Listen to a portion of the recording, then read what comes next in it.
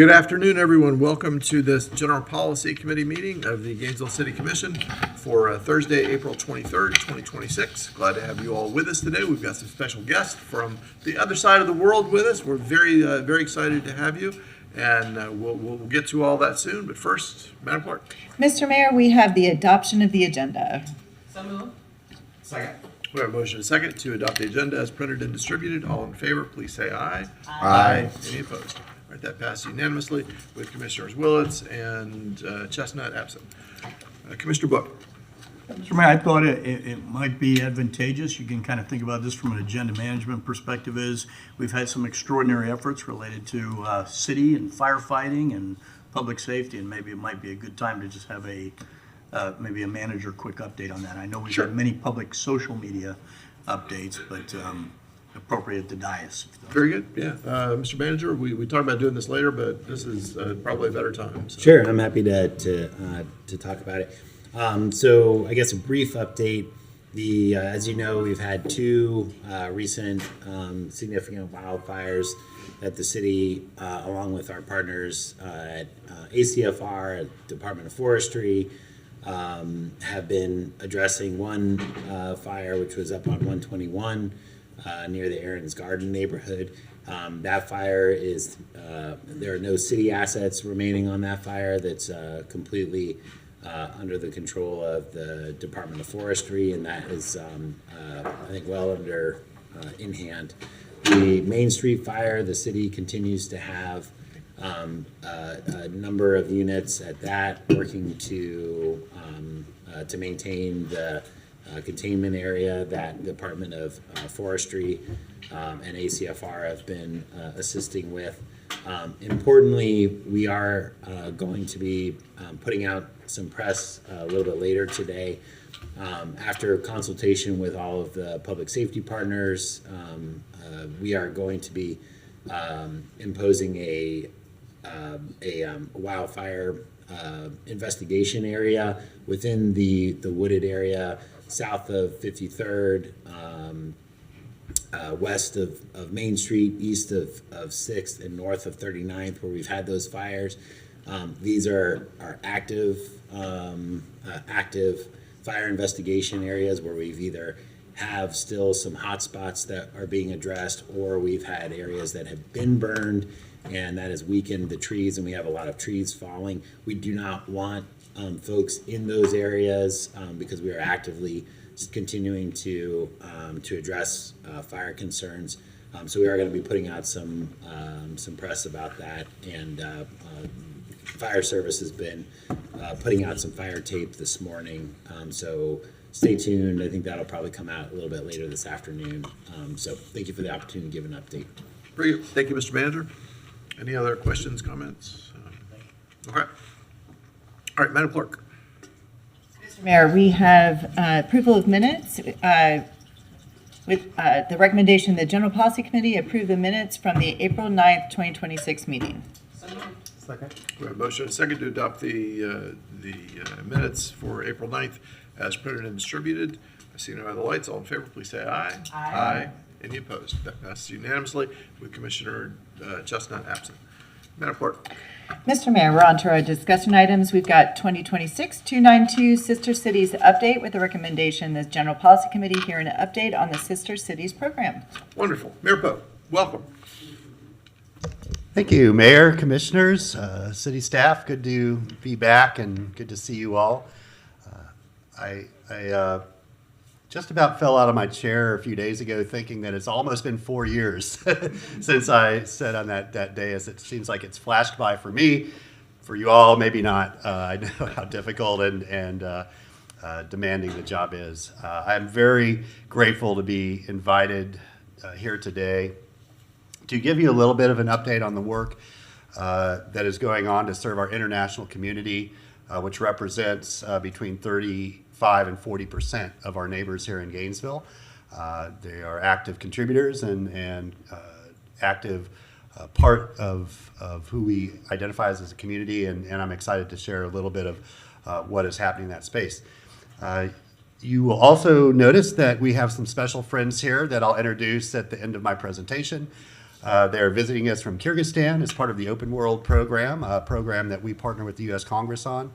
This is the 27th delegation that we welcome to our city, and I'll share a little bit more about that program with you, and they're excited to share their experience here in Gainesville. They'll be heading back on Saturday, but I think it's safe to say they have a new favorite city in the United States, and we look to continue that relationship.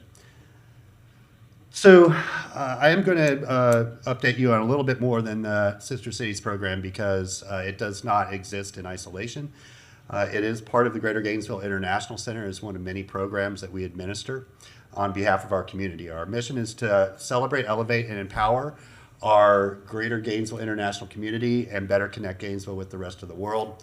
And we envision a Gainesville that is welcoming to all of our neighbors, which I know that you all share, and that we are a hub for international economic, social, and cultural connections. So I'll start with Sister Cities. The program was born out of the experience that Dwight Eisenhower had as both the commander of the Allied forces and then later commander-in-chief and president of the United States. And based on those experiences, he felt it critical that the United States develop person-to-person relationships and citizen diplomacy.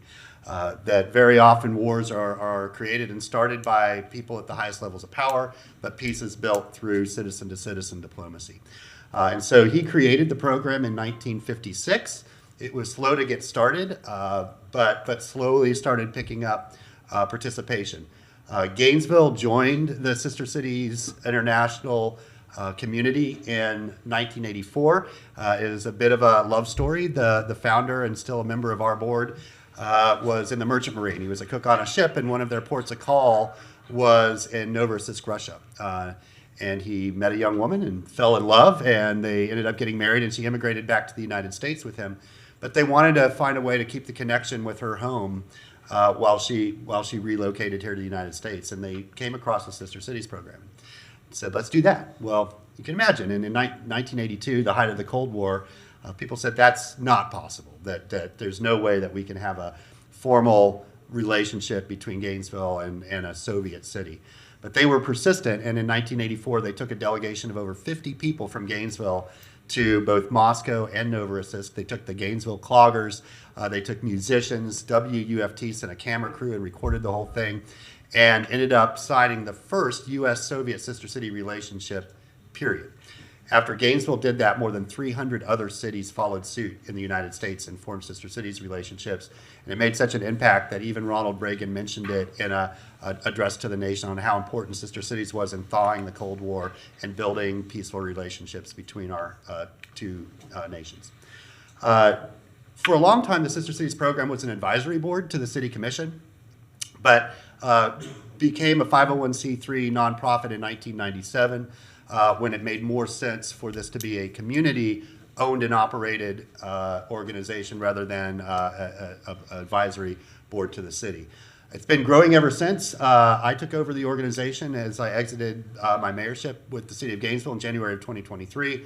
We greatly expanded the scope and mission of the organization to better serve our entire international community, not just the Sister Cities program. So today we have 12 Sister Cities with 2 more hopefully on the way. We're working very hard with Commissioner Eastman on a relationship with Jopal, Colombia. And we're also working with a city very similar to Gainesville in the Czech Republic, Olomouc. And so let me get into a little bit more what the 4 pillars that support our mission are. We very much like celebrating the incredible cultural diversity we have in Gainesville. So you'll see us hosting musical events, storytelling series, some festivals with which the City of Gainesville has been very generous in helping support over the last couple years through some of your grants, both through the city and the GCRA. We operate many exchange programs, not the Sister Cities program. The group that we have here today is one example of that. We also do virtual educational exchange programs, connecting student classrooms here in Gainesville with classrooms in other countries. We do many economic empowerment activities, and finally, we do some direct service to our community. So celebrating culture, just some highlights from last year alone. We held 22 cultural events throughout the year. Thousands upon thousands of people actively participated in these. You might be most familiar with one of the celebrations that the City of Gainesville helped support, the Global Beats, Eats, and Arts and Health Fest, where we partnered with UF Health to provide healthcare resources as well as a good time. We've done things like Lunar New Year celebration. We've had a traveling exhibition at most of our galleries here in Gainesville that tells the story of refugee resettlement from arrival to self-sufficiency in 90 days, and several other events and festivals. I've seen many of you at many of them, and we always welcome you to attend any of those. I think you'll meet some wonderful people that you might not otherwise know. With our Sister Cities program, we have 12 cities across 5 continents. Last year, we hosted 2 in-person delegations. We've already had 3 visits this year, so that remains incredibly active. And you can see all of our sister cities listed there in the bottom right. Our oldest, Novorossiysk, Russia, are our first. Some of these are in what we call emeritus status. There has not been any activity for quite some time. Sometimes that's for political reasons, that it's just not an environment where exchanges can take place. Other times it's because the person or group that initiated that sister city moved or lost interest. And so we are actively trying to re-engage with Matagalpa, Nicaragua. We received, and I forwarded to the mayor, a letter from the new mayor of Jacmel, Haiti, who's interested in continuing and restarting that relationship. Jacmel is a wonderful city that's really a hub of culture in Haiti, an arts community, and they're really interested in getting things going again. Some of our most active, Kikilia, Palestine, and Kfar Sava, are 6 miles apart, separated by a giant wall. And in the midst of all of the war and devastation that's been happening recently, we have maintained a connection and constant contact with the mayors of both cities, and they continue to want to find ways to work together. So you can see the rest of them. Our first city in Africa, Ghana, has been continuously active and doing some great work that I know some folks here have been very active with. And then our 2 new prospective cities. What I can tell you is no other city our size has this portfolio of sister cities. We are quite unique in that, and even larger cities usually don't do that. So it's something I think you can be really proud of. For economic empowerment, this effort from the Greater Gainesville International Center was born out of our refugee resettlement program. So about 2 years ago, we were approached by an international organization called International Rescue Committee. They do work all over the world. They run very large refugee camps in war-torn parts of our world.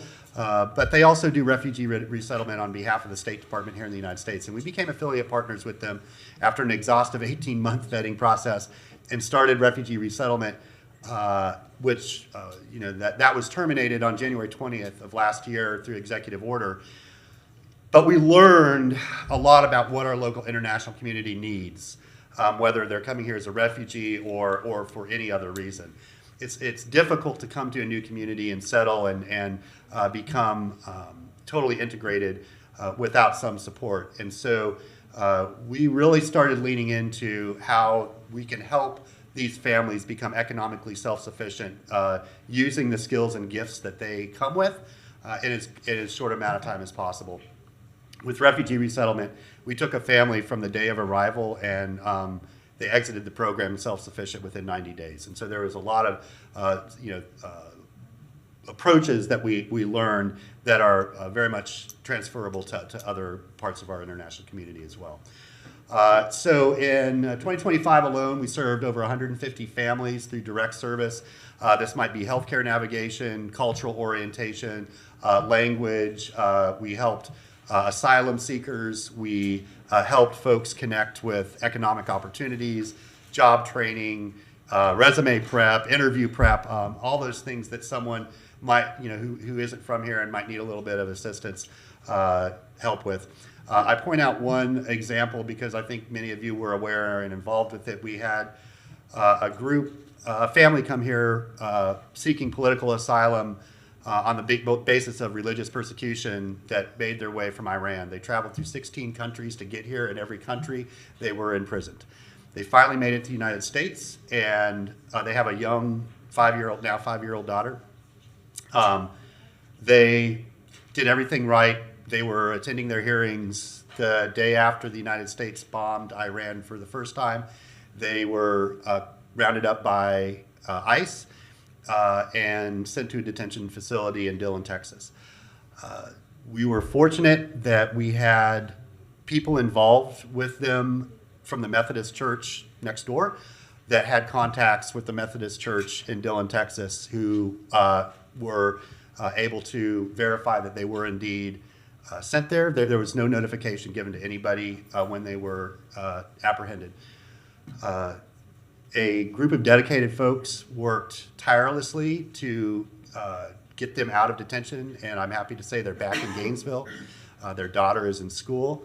Their mother has received her work permission and is actively employed, and there's no place that they'd rather be on this planet than Gainesville, Florida. So it's just one small example of the power that our community has in helping folks start a new life and realize dreams that otherwise would go unfulfilled. So just our 2025 impact at a glance. We engaged with more than 5,000 people in the community through our work, over 300 people directly served by our services. We love our cultural events. When we reimagined the organization in 2023, we were very deliberate. We don't want to be a food, flags, and festivals organization, but we also don't not want to do those things. It's important to bring community together, to give people an opportunity to share their culture and their gifts. And so we still really love that part of our job, but it's not the only thing we do. Over 1,000 volunteer hours last year contributed to helping our community, and over 40 community partners, the city of Gainesville being an incredibly important one out of those 40. This just gives you some idea of different folks that we worked with. So everyone from the Public Defender's Office and GPD to local galleries and bookstores to international and statewide organizations that support human rights. And so, we look at everything we do in partnership, that we're not going to replace any work that people are already doing and doing effectively. We're going to work with as many people as we can because it takes a village. And if there is something that is not happening that is critical to the success of our international community, then we'll step in and try to provide that service, resources allowed. So looking ahead, we are first of all grateful to the support that the city of Gainesville has shown. The city has been incredibly involved with our Sister Cities program from its inception and continues to be. We're hoping that you see that there needs to be an increased level of participation for this 35 to 40% of our community who is in every aspect of our daily life, but for which very little is directly done in support of. So we were committed to partnering in this work, and we would love to continue the conversations with all of you about what that might look like moving forward. So I thank you for giving me a little time to listen to that, and now I'm going to introduce our friends today. So one of those exchange programs that the Greater Gainesville International Center participates in is called Open World. It's run through the Congressional Office for International Leadership. It is a very small little agency attached to the U.S. Congress that was started after the Soviet Union fell in 1991. And the whole intent of the program was to help the United States build relationships in former Soviet republics that were going through their process of democratization and sort of economic transformation.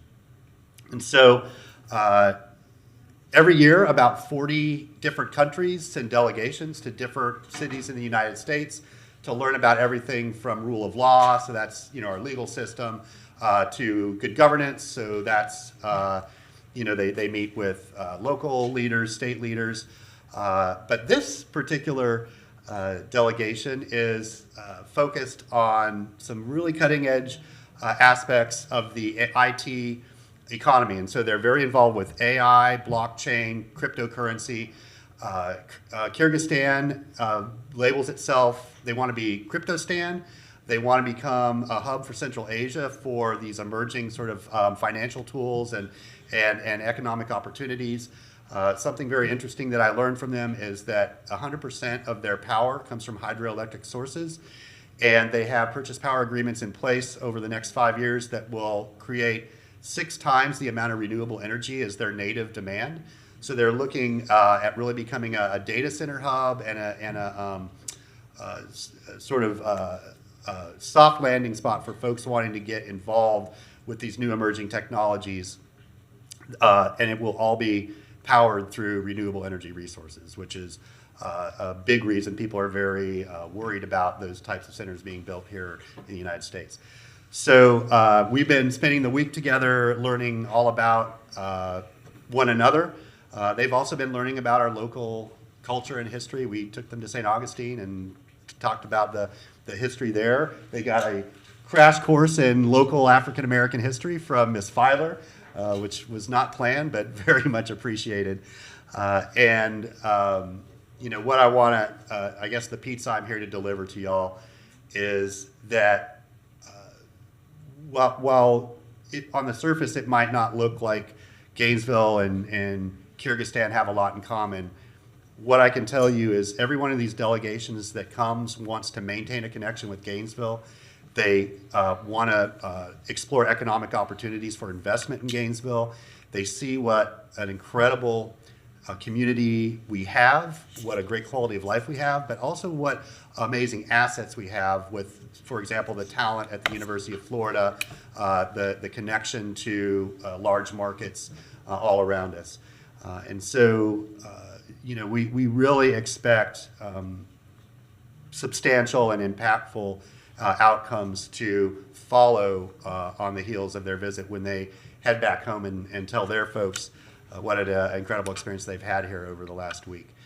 Mr. Mayor, I guess I would be available for questions, but I know we also there's some gifts that they would like to present to you all.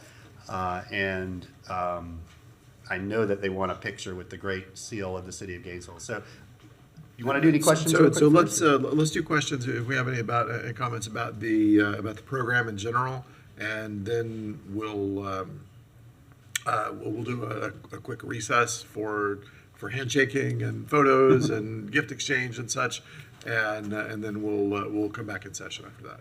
Very good.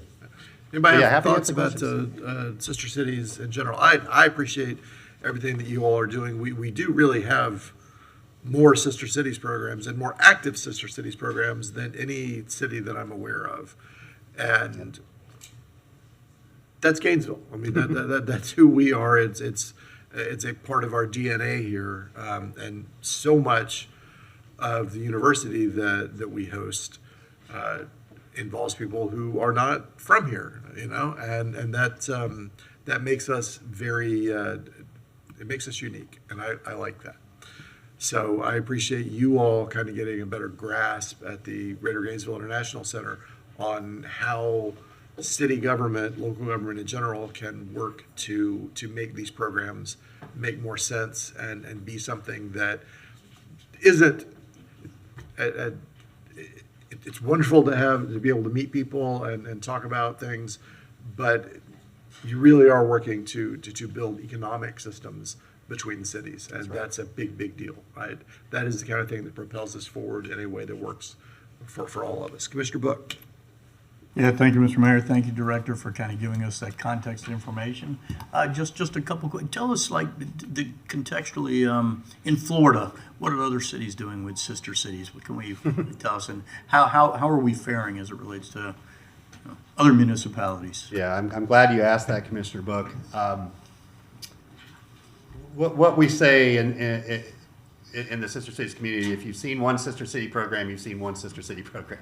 So really, each city is unique, and you know what I would say the commonality is the program usually is designed and built around the interests and the resources of the people involved with that program. You know, so for example, some colleagues I have over in Jacksonville, they do an in-person student exchange every year with a city in Korea. And they've just been doing it for like 25 years. And so they send, about a dozen students here, and then they send a dozen students back here. They're housed with families. They attend the schools for a couple weeks. So that's what they do. And that's the beauty of the Sister Cities program. It really can be anything that both cities agree are their priorities. And what we like with Jacmel, their priorities are culture and then sort of that economic opportunity that comes from promoting and celebrating your culture. So it fits in really well with like what the Center for Arts, Migration, and Entrepreneurship do over at the University of Florida. Not as opposed to, but if we look at San Jose de Rio Preto in Brazil, sure, they're interested in the cultural exchange and the educational exchange, but they're more interested in economic opportunities. And how can they invest in Gainesville to create closer connections, and what opportunities might there be for Gainesville companies to expand their markets to Brazil? So that we've been really leaning more on the economic side of things for them. What I would say is we're doing as good, if not better, than any other program in the state of Florida, especially because some of the more successful programs are run out of the mayor's office and have dedicated full-time staff and a budget to do this work. And we really do it, with bubble gum and shoelaces and, whatever we can get. And so nobody has as many cities as we do. I think nobody does the level of impactful work that we do, especially, with as much as we have. And so I think you all should be very proud at how we represent the program.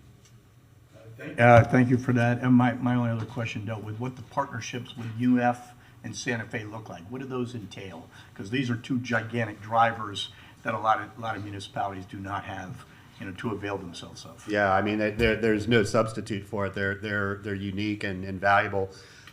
So I serve on the International Advisory Committee for Santa Fe College, and so we really through that try to look for opportunities.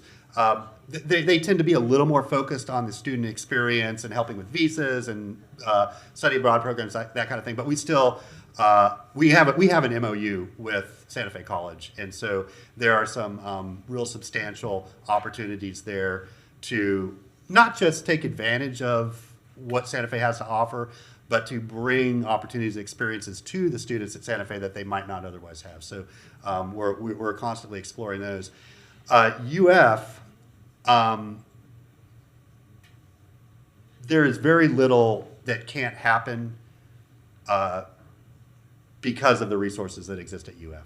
And whenever we have a new group with a new focus come, I start reaching out to the folks at the university, and there is always a critical mass of professors and researchers that immediately are interested in working together and cooperating. So, I'll just give a quick example for our group from Brazil that was just here. The most recent visit were all people working in the AI sector, and a couple specifically with medical AI. So we were meeting with some folks at the College of Nursing that are doing groundbreaking research in that area. We met with some folks that are working on the sort of patient experience using AI. And there was immediate connection and crossover, and we need to be working together. So, that is the thing that very few other places have that Gainesville does. You're going to have to go to Ann Arbor, maybe Stanford and Berkeley, Madison to see that level of world-class talent in a community that's ready and eager to participate. And so we would not have the success and or the ambition that we have to be successful without both of those credible institutions. All right. Well, thank you for that information. Welcome to the delegation. Thank you, Mr. Mayor. Thank you. Thank you, Commissioner Book. Commissioner Willis. Thank you, Mayor Pro, for being here. Out of curiosity, did our friends arrive at Gainesville Airport, or did they get some time on an interstate? They arrived this past Friday at Gainesville Regional Airport, and all of our hosts. One of the unique things about this program is they are required to stay in people's homes. And so they're all staying with different folks around the city, and so we all met them there at the airport on Friday and took them home. Then we took the well-worn path to St. Augustine from Gainesville, and they got to see some of our agricultural areas. And I told them that, so when you're from around here, you go out and you tell people this is the real Florida. Like, I know everyone thinks beaches and palm trees, but this is what we think of as real Florida. And then, yes, we took the turnpike and the interstate down to Orlando, and they visited Universal Studios and got that tourist experience. Visited the outlet mall, got that experience. So, dropped a bunch of money supporting Orlando's economy, and then a bunch of money yesterday at our shops supporting Gainesville's economy. But yeah, it's this program is very organic. They fly into Gainesville, and then they're sort of living with and experiencing life as it exists in Gainesville with the families they stay with. That's great. Yeah. Thank you, Mr. Becker. Very good. Thank you, Commissioner Willits. Mayor Poe, thank you again. And as we said, we'll take a brief recess here so we can, all the commissioners up here can greet you all and take photos, and then we have some exchange, and then we will come back by 1:45. Thank you, Mayor. Thank you.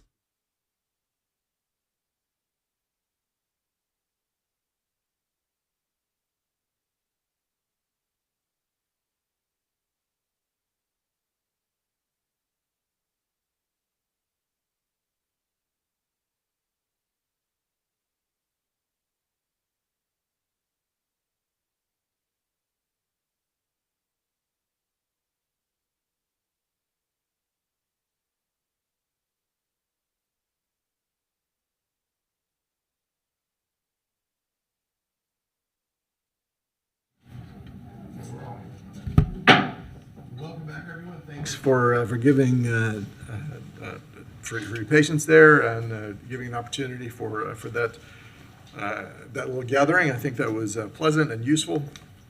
Commission, I want to ask that we do a little bit of agenda management here and add in a thing that we don't normally do, because we have some representatives from the community with a couple of out of the ordinary things. So I'm going to ask if you mind if we insert public comment now so that folks can bring that to us. Probably looking at 10 or 15 minutes before we get into the second agenda item of the day. And I think it is useful to hear from the community members who are here about their issues. Is there any objection to that? It is not something I want us to get in the habit of. Without objection. Okay, very good. All right, Madam Clerk, let's open for public comment. Mr. Mayor, we have Sita Marlier. Welcome. And we have about 6 folks signed up. Okay. Hi, thank you so much for making that exception. There is a little bit of urgency, as I am a business owner of 2 businesses downtown Gainesville. And first, I want to say how excited we are about the new projects that are happening, the streetery. It's going to be wonderful. In the meantime, it's only been about, a little bit over a week, and we are already suffering very, very greatly. The only reason why we had a pretty steady weekend is because we had to put so much more work into creating events and inviting people to come to our business. But we already are getting feedback from people thinking that the businesses are closed, they can't come, they're driving around, they don't know where to park, so then they just leave and they go somewhere else, which makes total sense. And I absolutely foresaw that. I have everything in a letter, actually, that I had written to all of you, and I was going to send it, and then I thought maybe if I could say it face-to-face, it would be easier, and also because I was so obviously stressed out by the last few days. Like was said, my name is Sita Marlier. I co-own Alpine Bistro and Café Voltaire. They're both on 2nd Street. So they're both being affected. I co-own one with my husband Romain and the other one with Jesse. It is genuinely wonderful to hear. This is something I added now, to hear about all the developments happening in the city, the international partnerships, which I think are so exciting. The growth projects, the streetery expansions. I really mean that. I love this city. I have invested a decade of my life helping the businesses downtown. But I have to say that as I was sitting there, I felt really left out. Because for 10 years, we have employed dozens of people at a time. We buy from local bakeries and farms. We're woven into the fabric of this local economy. We have shown up every single day, contributing to the very vibrancy and vitality this commission is so rightly proud of. I understand that it is always more exciting and better for votes also to launch new projects, to imagine what's next, but there's also real strength measured by how well we maintain what we have, how stable your relationships are, how reliably you show up for the people who have been loyal to this city and this downtown. And yet in the middle of all this growth and planning and investment, there seems to be little thought given to maintaining the businesses that have been here doing the hard work all along. I went to the meeting at Lucy's 3-4 weeks ago, and we were told, well, yeah, it's going to be part of it that you're going to be losing some business. There's no way around it. That was kind of like a repeated statement, and I was just like, well, of course, we understand that, but a little effort to make sure that at least people know that we're there, that there's proper signage, that there is advertising, that there's even like articles put out just saying, hey, we are transforming your downtown, but please support those businesses, or simply just saying where to park, or at least giving free parking, just making it a little bit easier is just common sense, like truly common sense. We were laughing because yesterday was not only all the constructions happening, but then there was a SWAT team running around 2nd Street all day. That was a little extra, but we were just laughing as with our staff, just thinking, okay, how uninviting can we make this place for us right now? Okay, we're only days into the 2nd Street closure, which we were told would only go on until the end of last week, by the way. But we see that it's still going on all the way to University, which is really not helping with the parking situation. The customer counts are down. We made less than $1,000 yesterday at Open. Like, this is, for a business of our size, it's impossible to maintain. We are not meeting our baseline KPIs, this is what I just said, and we are entering this at the worst possible moment. It's the start of our highest profit season usually. And then it's followed by summer, which is the lowest profit season. So not only are we putting blockages to what would be our high season, but then we're going to be followed with a very low season, and I don't know how we can survive that. We voiced all these concerns at the meeting at Lucy's on March 31st, and to be really honest, when I came and I expressed all this, I thought I was just going to be given clarification on all of those things. I was like, of course they thought about it. And then I realized that no thought, or yeah, some discussion was happening around parking, but it was just kind of like in the air. And then weeks later, nothing happened. No signage, no nothing. So we entered this and we're already feeling it. So the construction began and we were left without signage, without parking solutions, without any visible signal to this community that downtown is open. So we are formally requesting 6 immediate actions. And so 1, free public parking in the downtown garage for the full duration of this closure.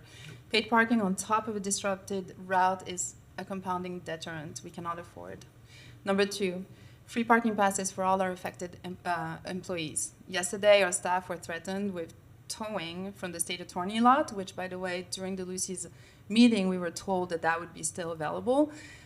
It is not. Nobody checked with them. It is a private parking lot, and they were threatening to tow my staff. So it's just an added stress on them. That was very stressful and unacceptable. Number 3, prominent support signage on University Avenue. Let's make it fun. Let's have some flags. Let's have a big banner that says, go downtown, like announce it. We can make it pretty. We can make it actually exciting, not just for us, but also for your streetery. Like, I don't know, toot the horns. The visual language of this construction tells right now people to stay away. So the city must actively counter that message. Number 4, a clear detour and additional parking wayfinding. If customers can find us, they won't come. Anybody in marketing knows that people have a spam of interest of 3 seconds max. If you can't find it immediately, you're just going to go somewhere else. That's just, nobody has time to like really look for it. Even our most dire, loyal customers sometimes tell us, "Oh my gosh, it was so hard to get to." I'm going to ask Yeah. you to move on through this, please. Okay. If I'm not done, Jesse will take over because I wrote it all down. Number 5, a coordinated local media campaign would be a good idea with the Gainesville-SPAN, all the radios around, the local radios, to publicly promote downtown as open and worth visiting. Number 6, and this is important for the city-owned buildings, but a temporary rent subsidy for the businesses or city-owned properties, that would be really appreciated. Honestly, we're being hurt by the city, and now we're also paying rent on top of that. And then that's it. I'm actually done. So that's all I thank you. have to say. Thank you. Mr. Mayor, we're on to Evelyn Fox. Hold and on. Followed by, Hold on. Do we have any more speakers on that item? Because this is not normal public comment. This is a little different than that. So, I received that Mr. Jones was going to speak if she was unable to speak, and Okay. she said she was finished, so. Okay. And also, I am speaking on behalf of all the downtown businesses. We have the signatures. Okay. If you want to make comment, come on up and make comment at the mic. And the reason I say that is there are people watching online and on Channel 12, and if you're talking over there, they don't hear you. So, Could she identify her business, please? So this is it's Jesse Alpin Bistro Oh, and Voltaire. Cafe Voltaire. Yep. And then this is Jesse Jones, yeah. Jones, Yeah. sorry. The only thing to briefly add on top of that would just be that this sentiment is shared by everyone else affected on those streets, and we have signatures by all of them as well. We were going to send this as like a formal message, but we did think it was best to meet face to face first. So we just really appreciate your help with that. Very good. All right, thank you. So I do want to say that there has been 6 years of conversation leading up to this. And in the last few days, multiple stories in local media, lots of, more than I expected really in local media. And the alligator column particularly was excellent, I thought. So it's not that we haven't reached out to local media. We absolutely have. I would like to see more signage that makes it very clear what's going on. We don't have that. I know that there's a plan in place, but it's not there. So I absolutely believe that we should get some signage up pretty quickly. And I know that there is already, I believe there's conversation about some rent abatement for the folks who are renting from the city. Construction is awful. Everybody hates construction, and it always disrupts things, and I apologize for that.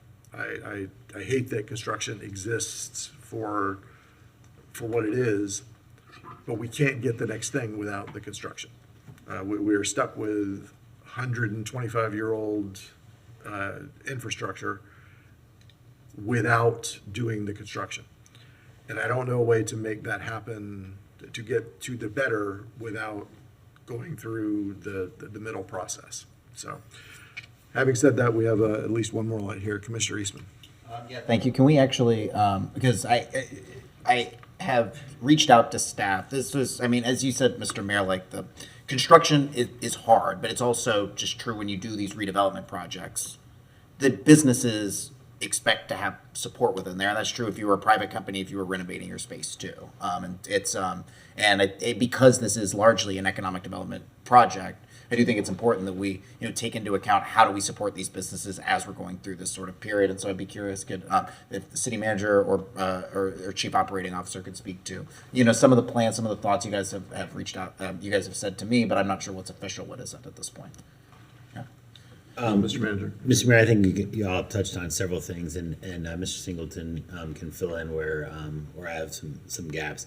Signage that is in process. There's been I don't know if we have an ETA for the signage, but it is in the process of being designed and fabricated.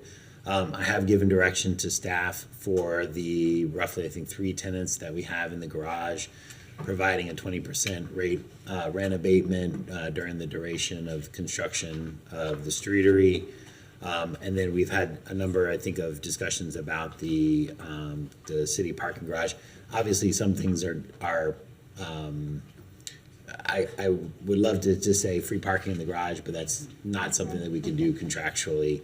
But we are looking at some options for to help with the parking situation, signage and rent abatement. Obviously, we can only abate rent that we have or provide a rental rescission on properties that we own, not private property. But Mr. Singleton, if you want to add anything. Good afternoon, Brian Singleton, Interim Chief Operating Officer. As Mr. Persons indicated, the signage is in design, is going through the procurement process, so we can place that.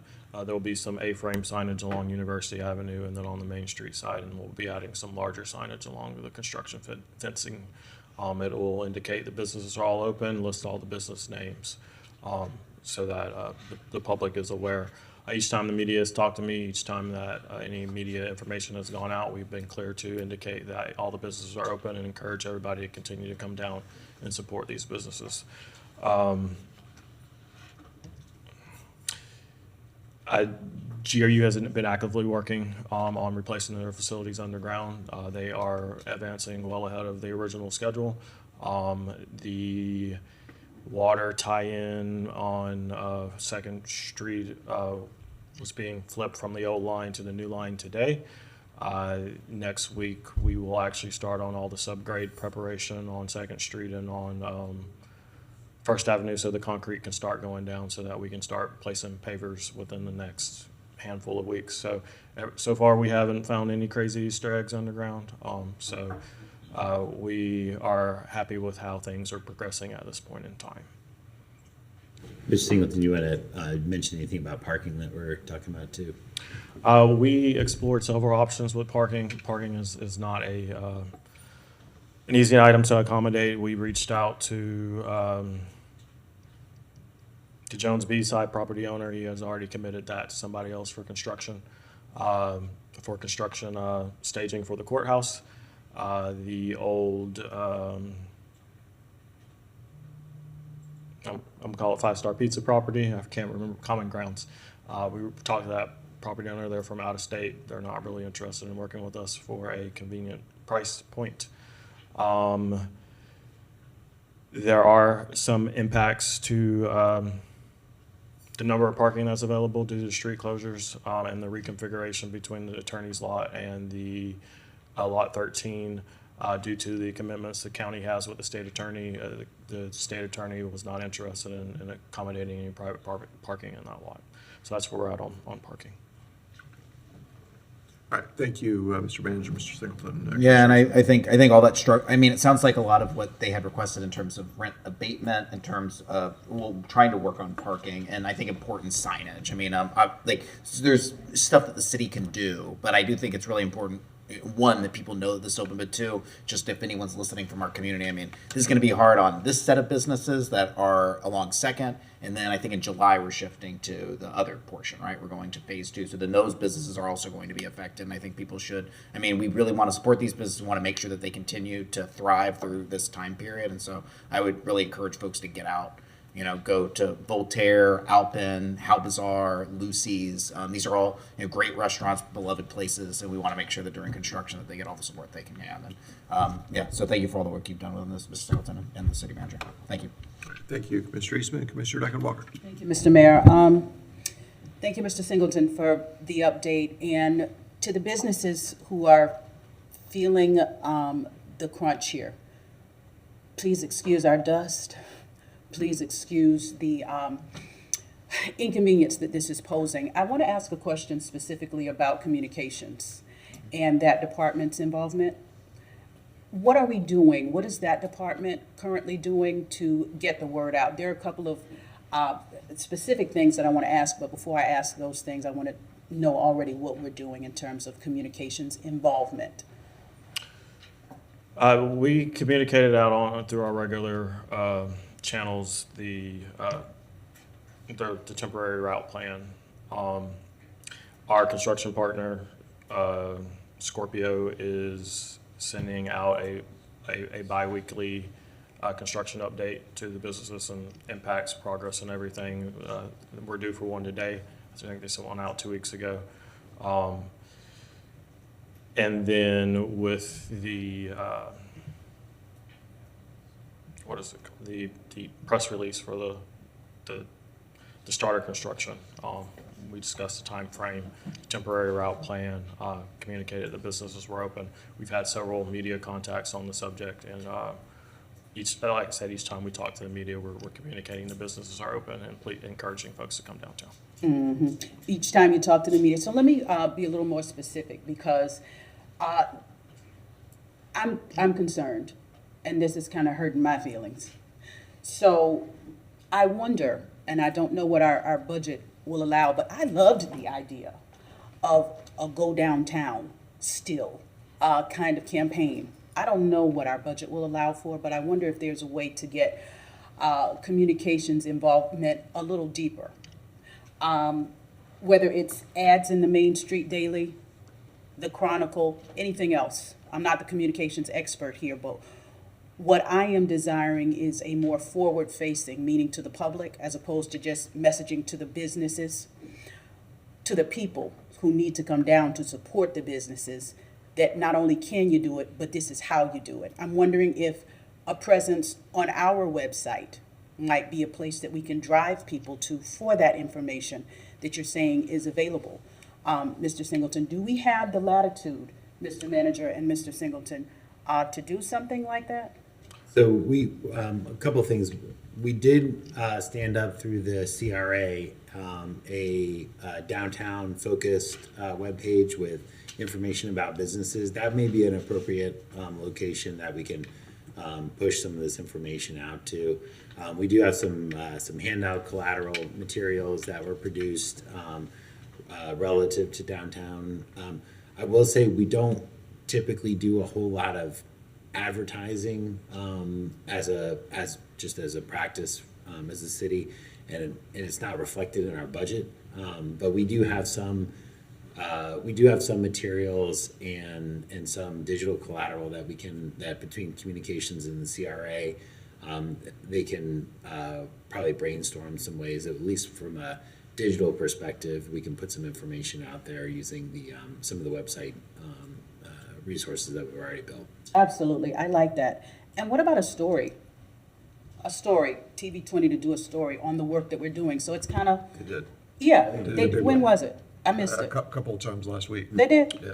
I missed it. Gainesville Okay. Sun ran- Gainesville Sun and Gainesville Main Street. Sun ran running one yesterday. continuously. Well, I totally missed Yeah, it. I mean, yeah, I don't, continuously. in my defense, I really don't watch TV, but other people do.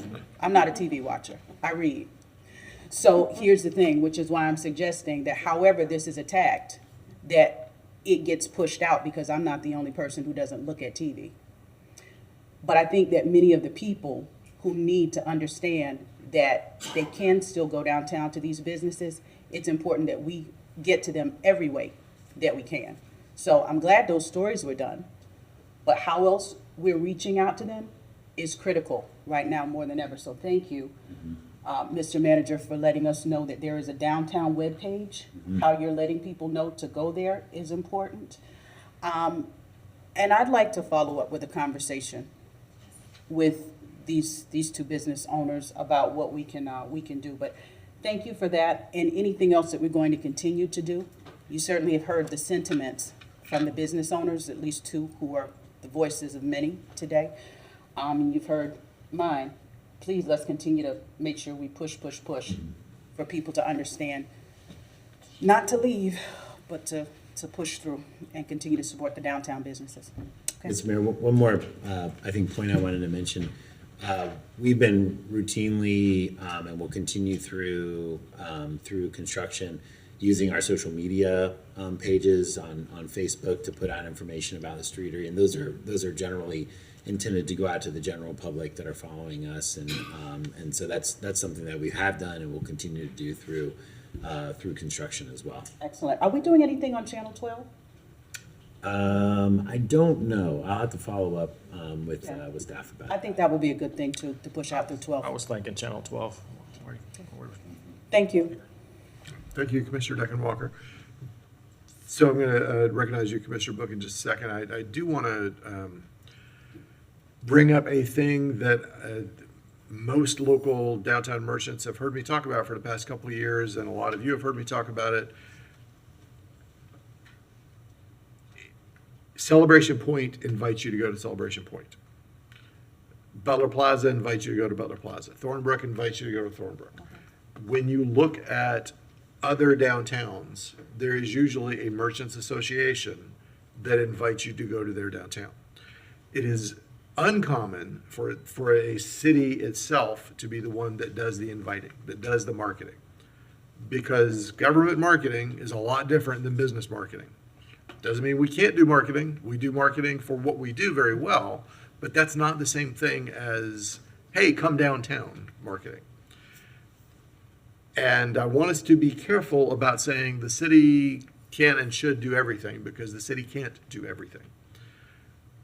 I'm going to put this plug in because I'm very passionate about it, for a downtown merchants association to invite our community to come downtown.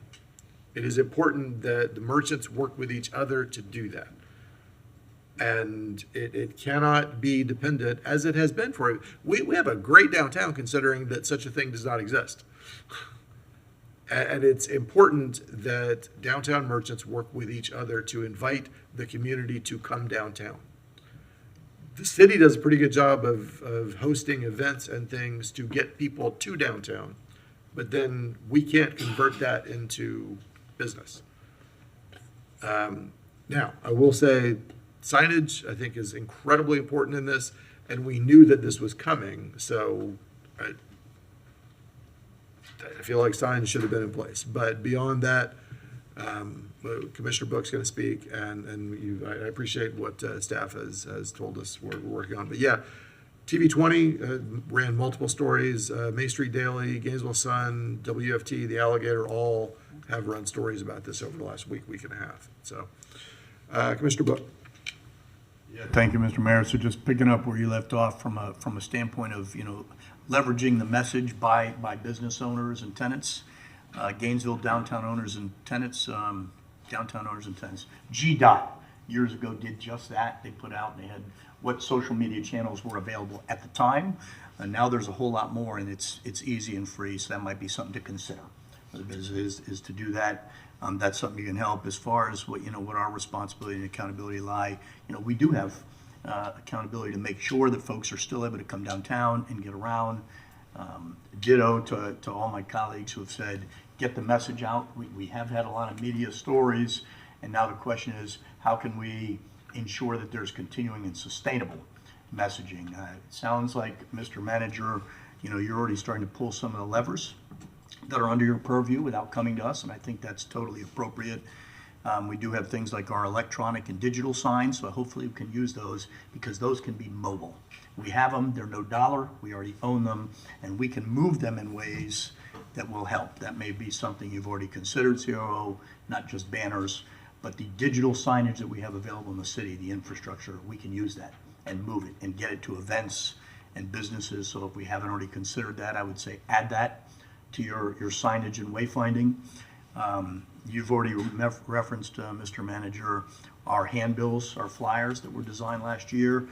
And we can get those in both the businesses, but you can put up portable kiosks at basically no dollar and put those in spaces, or put them where our existing parking kiosks are, so that people have something to take, they have a QR code, and it will tell them on the GCRA page that we're still open. So those are a couple ideas that sound like we're already kind of in the mix, but the manner in which we get out something will have to be continuing across the next few months, so that the businesses still remain when they come back, because the long-term sustainability and economic development will be there. The short term is going to impact you all, no doubt about that. It sounds like we're doing some of the things here that they've asked about, and those were just some other ideas to consider. Thank you, Mr. Thank you, Commissioner Book. I don't see any other lights.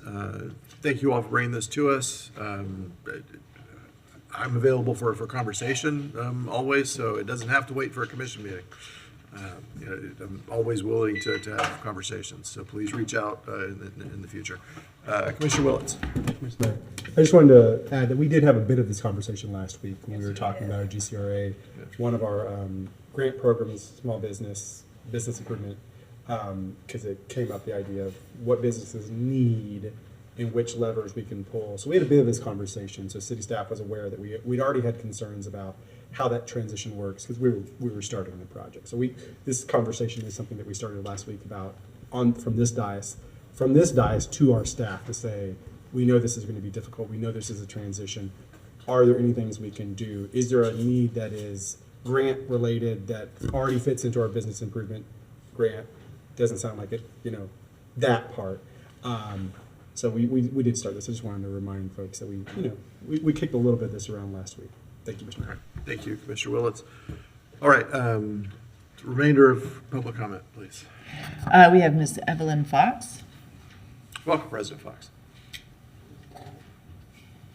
Thank you, and thank you for this opportunity, Mayor and Commissioners. I have with me Manye, who is the chair of the board of directors of the Cotton Club and John Museum, and John Royskin. They're going to stand with us. Thank you again for making this exception and letting us come speak to you today. Our institution mission plays a vital role in cultural enrichment to our city and has been compromised by failure of our air conditioning system. We are formally representing a critical challenge of necessities and need the help of the Commission. Over the preceding month, our operating capacity and facility rental services, our primary source of revenue, have been severely compromised due to the mechanical failure of 6 of our 8 air conditioning units. Currently, the Commission lacks the necessary capital to address this substantial expenditure. This deficit threatens our ability to host essential annual programming, including Florida's Emancipation, Juneteenth breakfast, and the educational summer programs provided to the community's youth. Given the urgency by our technical repair needs, our pending calendar events immediately requires action. We formally request assistance from the city with an allocation of the amount of $40,000 to facilitate the replacement of these units. We are proud of the role we have been able to play in expanding rich historical and artistic offering to our city. Your support is both needed and appreciated. And I'll have Manye and John to do additional comments. First of all, I want to thank you for the opportunity to come. I also want to thank Ms. Fox, as a member of the board, for coming to us with this option that we might ask, because we might look pretty standing here, but we are desperate, because we are now running 2 very large industrial fans to just keep the place livable, and they make a lot of noise, which means all of our programs are affected by that. We have lost revenue in that we can't rent the center, the space, because no one wants to rent in that condition. We're continuing on, but we want you to know, if I can show this, we want you to know that we are coming up with the Florida Emancipation celebration. And in that, of course, we will be working with the city, and even the mayor is going to be on our program as he runs a session there on the then and now. I say all that because I feel that we are Gainesville. We are the face of Gainesville. We are the art. We are the one of a kind. We're the only building in Gainesville built by the soldiers in World War II. We're the only building in Gainesville with the stage that James Brown and Bo Diddley stood on. Need I say more? I guess I'm pleading, but I don't mind that. I really don't, because I feel that through some source, we hope the city will be able to help us. We have not asked before, but we are now asking. Thank you. One of the problems of several of our institutions is that they are burdened with infrastructure that oftentimes defines them in a variety of ways. There's Friends of the Library, the Matheson Museum, and the Cotton Club Museum. All have buildings that have aged and have special needs that are not the kind of institutions that raise money in their funding to maintain these buildings, and yet they identify us, and they are basically iconic buildings. And this is one of the situations we have with the Cotton Club Museum. Now, I don't know how much freedom you have in these things, and we would really appreciate your help financially, but also in directing us to how we would solve this immediate problem. Thank you very much. All right, thank you all. So I will say the last time somebody came to ask us for money, we spent about 4 months trying to figure out how to make it work. And you don't have 4 months. I will tell you straight up, my preferred way to approach this is, and I will certainly give my time to help, is for us to fundraise. And it will happen a lot faster through the community than through the city. We don't keep just a bucket to do this from. And again, when we have the few times that we've done this over the last decade, something similar, it has never been quick. It usually takes a little thinking on it. So we'll have some lights up here, but I am happy to. We've got a meeting scheduled next week. President Fox, you and I. I'm happy to start working on making phone calls in the community for donations. That is a faster path. All right, Commissioner Testa.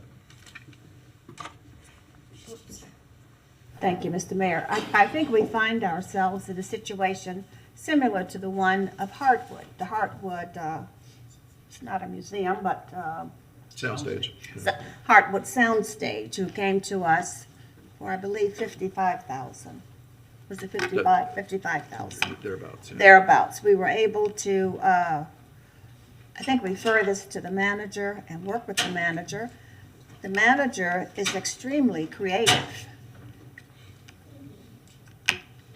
And I would like to see us refer this issue to the manager. There may be something that GCRA could help us with, or some other way. But I'd like to see us refer this to the manager. And if the mayor is going to organize a fundraising activity, I'll be happy to participate with that as well. But I think we just find ourselves in a situation with our aging structures, from the Matheson Center to the Heartwood to the Cotton Club. And I think, did I miss one? Museum. Cotton Club Museum. Museum and Cultural Center. Yes. Museum and Cultural Center. Pardon me. Pardon me. But I think that these are facilities that we want to save, we want to invest in. So I would like to recommend that we refer this to the manager with his creativity. Thank you, Commissioner Thank Testa. you. We'll have a whole bunch of lights here, I'm sure. Commissioner Engel. I know that I've been to several events at the Cotton Club, and I don't know, quite a few of them were tied to the city's Juneteenth celebrations and Florida Emancipation Day and those type of things. I don't know, were those city events that we rented that space? Was that something where we were jointly working on something? You know, does the city usually rent that space out for those events, or is those just events that the city sponsors? We have rented the Cotton Club Museum for various city events. The Juneteenth breakfast, I don't believe that we rent it. We are a sponsor, table sponsor of that typically, but we do periodically rent the club for city related activities, sometimes neighborhood workshops, those types of things. I think Commissioner Chestnut's idea to refer this to the manager to think of what we can do to help out is a good one. I kind of like to add to that list, if there's any way we could look at maybe pre-buying some rentals or, anything we could do on the front end that would be capital money we could use quickly for a service that we'd be getting from them anyway, if those are possibilities. That's all. All right, thank you, Commissioner Engel. Commissioner Book. Yeah, thank you, Mr. Manager. Is our nonprofit solicitation, is that open right now for the organizations? So what's our funding cycle there? Are you referring to the outside agencies funding for Yes, HUD? yes. Not yet. It's going to be opening, I believe, in May. All right, well, so that's one. I know that a number of organizations compete for those monies, but they're not immediate. But there's certainly one that I would think that Cotton Club has got to at least put in. There'll be obviously more organizations asking for more money than is going to be potentially available, and you'll provide us those figures. So that's one, but it's not immediate relief. I like Commissioner Dunkelwager was thinking about GCRA and Commissioner Chestnut. GCRA funds, if they're available, I can't remember. Is this is right within the boundary? It's in the, right. It's right. It's in it. It cuts in. So GCRA is certainly an area. And then is the so President Fox is the 40,000. Is that the complete figure for all basically your HVAC or air conditioning system needed, or is it a bigger figure and this is what you're coming to the city for? Well, for the last 2 weeks, we've been getting bids, and the cheapest the less expensive that we could get was $40,000. All right, so 40,000 is the complete figure. Everything, for labor that's what I was and asking. the units. Thank you, that was helpful. I was thinking also that an ask would be, if it comes back, Mr. Manager, to us and you have some ways it might fund is, have we also asked the county to go in? Because as you're talking about a cultural network that extends far beyond our city boundaries, looks like, I don't know if that's a question you wanted to answer, but I just want to make sure we're covering that base. Yes, sir. Thanks for the question. But we did speak with the chair of the county commission, and he said that they were all aboard that we could possibly go through GCRA. All right, it sounds like you're covering the. All right. Well, And I sounds like, spoke with the mayor about it as well. So. all right, it's appropriate. I'm glad you've covered that also. And then the last one, I was just thinking, you all are very knowledgeable. I'm not trying to pat you on the back, you just are. But the North Central Florida Community Foundation has a whole bunch of pots of money, but it has to fit in within the bucket that they're already funding. So I just asked that we make sure we cover that so that, Mr. Manager, when you come back with whatever was probably a motion that's going to pass, that these have all been considerations also. I think we are kind of stuck in that we just funded a different organization that was that has been around a lot shorter period of time, and the Cotton Club has typically been self-sustaining, which was different from the other organizations. So that puts us in a rather unique position, and one we could anticipate. But these are my thoughts as it relates to that, Mr. Manager, and hopefully you'll. I'm sure someone's going to make that motion, and that we can figure out what might be the options with some of these other partners. Also, thank you. Thank you, Commissioner Bug. Now, I do want to say that in the past, it's not as though the city has never donated any money to the Cotton Club Museum and Cultural Center. The GCRA, through what used to be the CRA, was in for a minimum of about $150,000 in the past. So that's important, an important consideration, both pro and con. Commissioner Duncan-Walker. Thank you, Mr. Mayor. And thank you, Commissioner Book, because you brought up a couple of the things that I was going to mention as well. I did want to ask this question. I mean, clearly, I have always been and remain in support of the Cotton Club Museum. So let me just ask this, because then this informs one of the conversations that we started having a few weeks ago and another one prior to that regarding how we shape our grant programs. Out of curiosity, does the Cotton Club Museum currently receive any grant funding from the city? Do we provide any grant funding, or have we provided any grant funding for you? We have not received any. We run on our hair of our chinny chin chin. We are a member of FAPN, Florida African American Heritage Preservation Network. They will help us with programming, but the operational dollars, and we look at, GRE bills that are astronomical because it's an old building. So that, and our insurance is $12,000 or $15,000. So we are, and we don't have a fund, and so it's except for rentals, which we're losing now because of the AC we can't rent out. So no, we don't have funding through the city except for, John's going to That's mention. right. We have Go we ahead. had an outside agency grant for $3,300 last June for this year. Thank you. Yeah, that's all we've, thank you. And a couple $100,000. Okay, and you said $3,300. And we have just heard in just a short amount of time, just a couple of the bills that you have that by far exceed that. And so, colleagues, the reason that I'm mentioning that is the conversation that we began but did not have in full was around how our grant programs may be reshaped or tailored to accommodate the services that are being provided by some of our cultural organizations.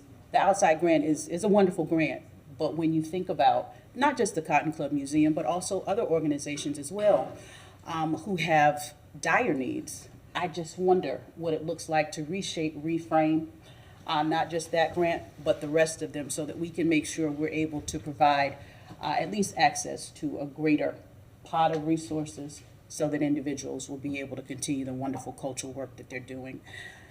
That's the only question that I have.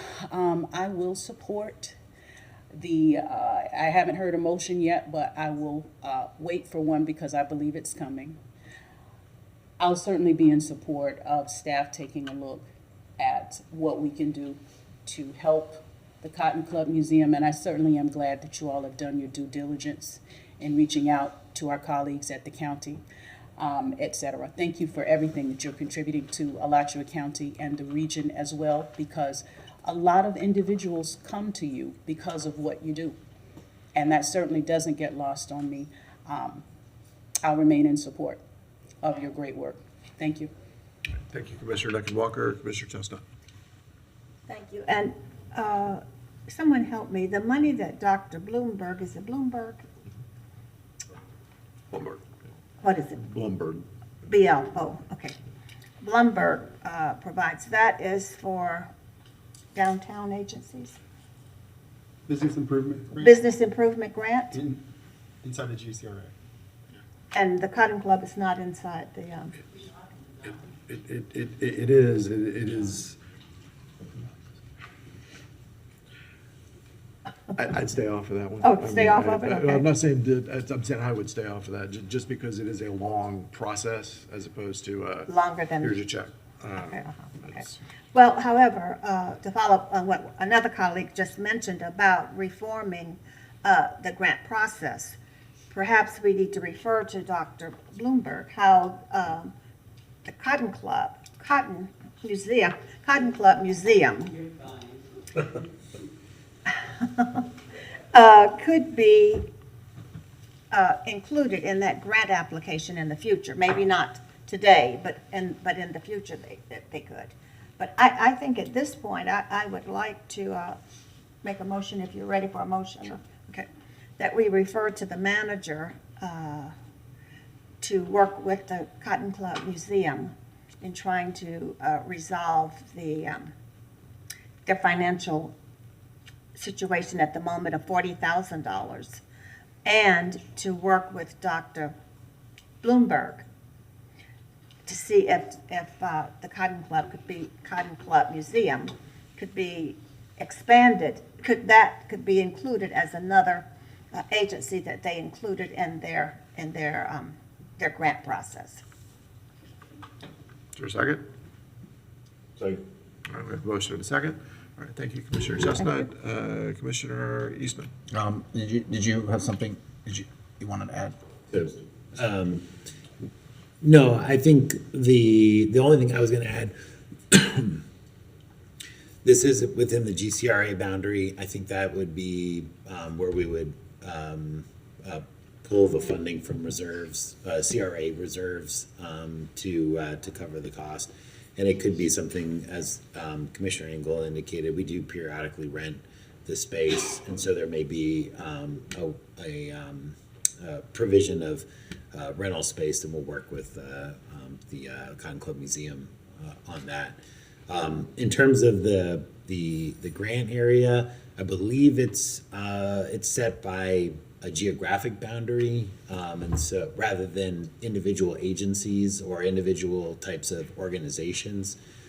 So in order to include that, while the Cotton Club Museum is inside of the CRA boundaries, it's not currently sitting inside of the areas that we do the business improvement grants. I don't believe so, at No, least. I went and found it. You have a map?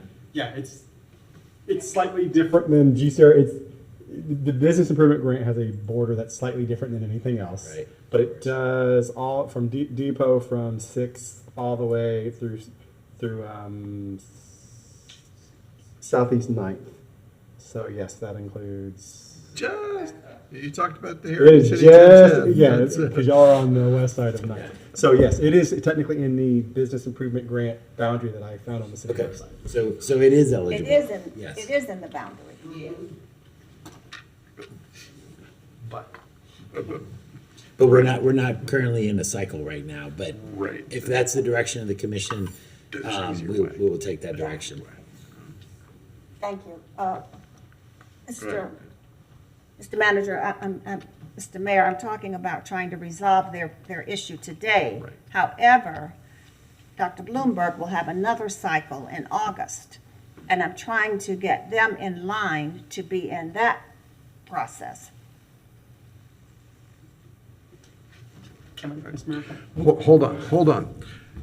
Commissioner Eastman actually has the floor. And Okay, we sorry. I back just, a little mine was bit more on of a that. process question. I generally, usually when I make the motion, I'm directing the city manager as opposed to highlighting a specific employee beneath the city manager. It was more of a process question than anything else. I don't know you get the general gist of it. I understood the. Okay, so it's the direction, I guess, is Oh, to the because we can't really direct anyone below the city manager per the charter. I was That just my only using the point. name so it would be correctly identified. Right, no, I understand. That was my only addition. Thank you, Mr. Mayor.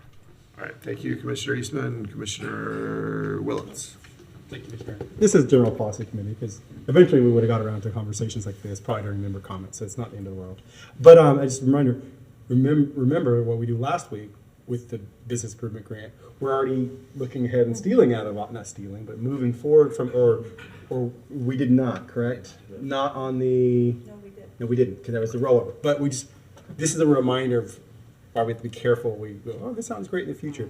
And this was part of our conversation, saying we don't know what comes up, and when you're in the middle of a cycle. So I just wanted to remind that it's a good tie to what we discussed last week, since this is a rolling program. So I think it's good to talk about. Thank you.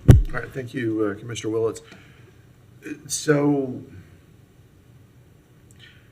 if you are watching at home and you are the sort of person who gets phone calls to donate to things, you should expect those phone calls.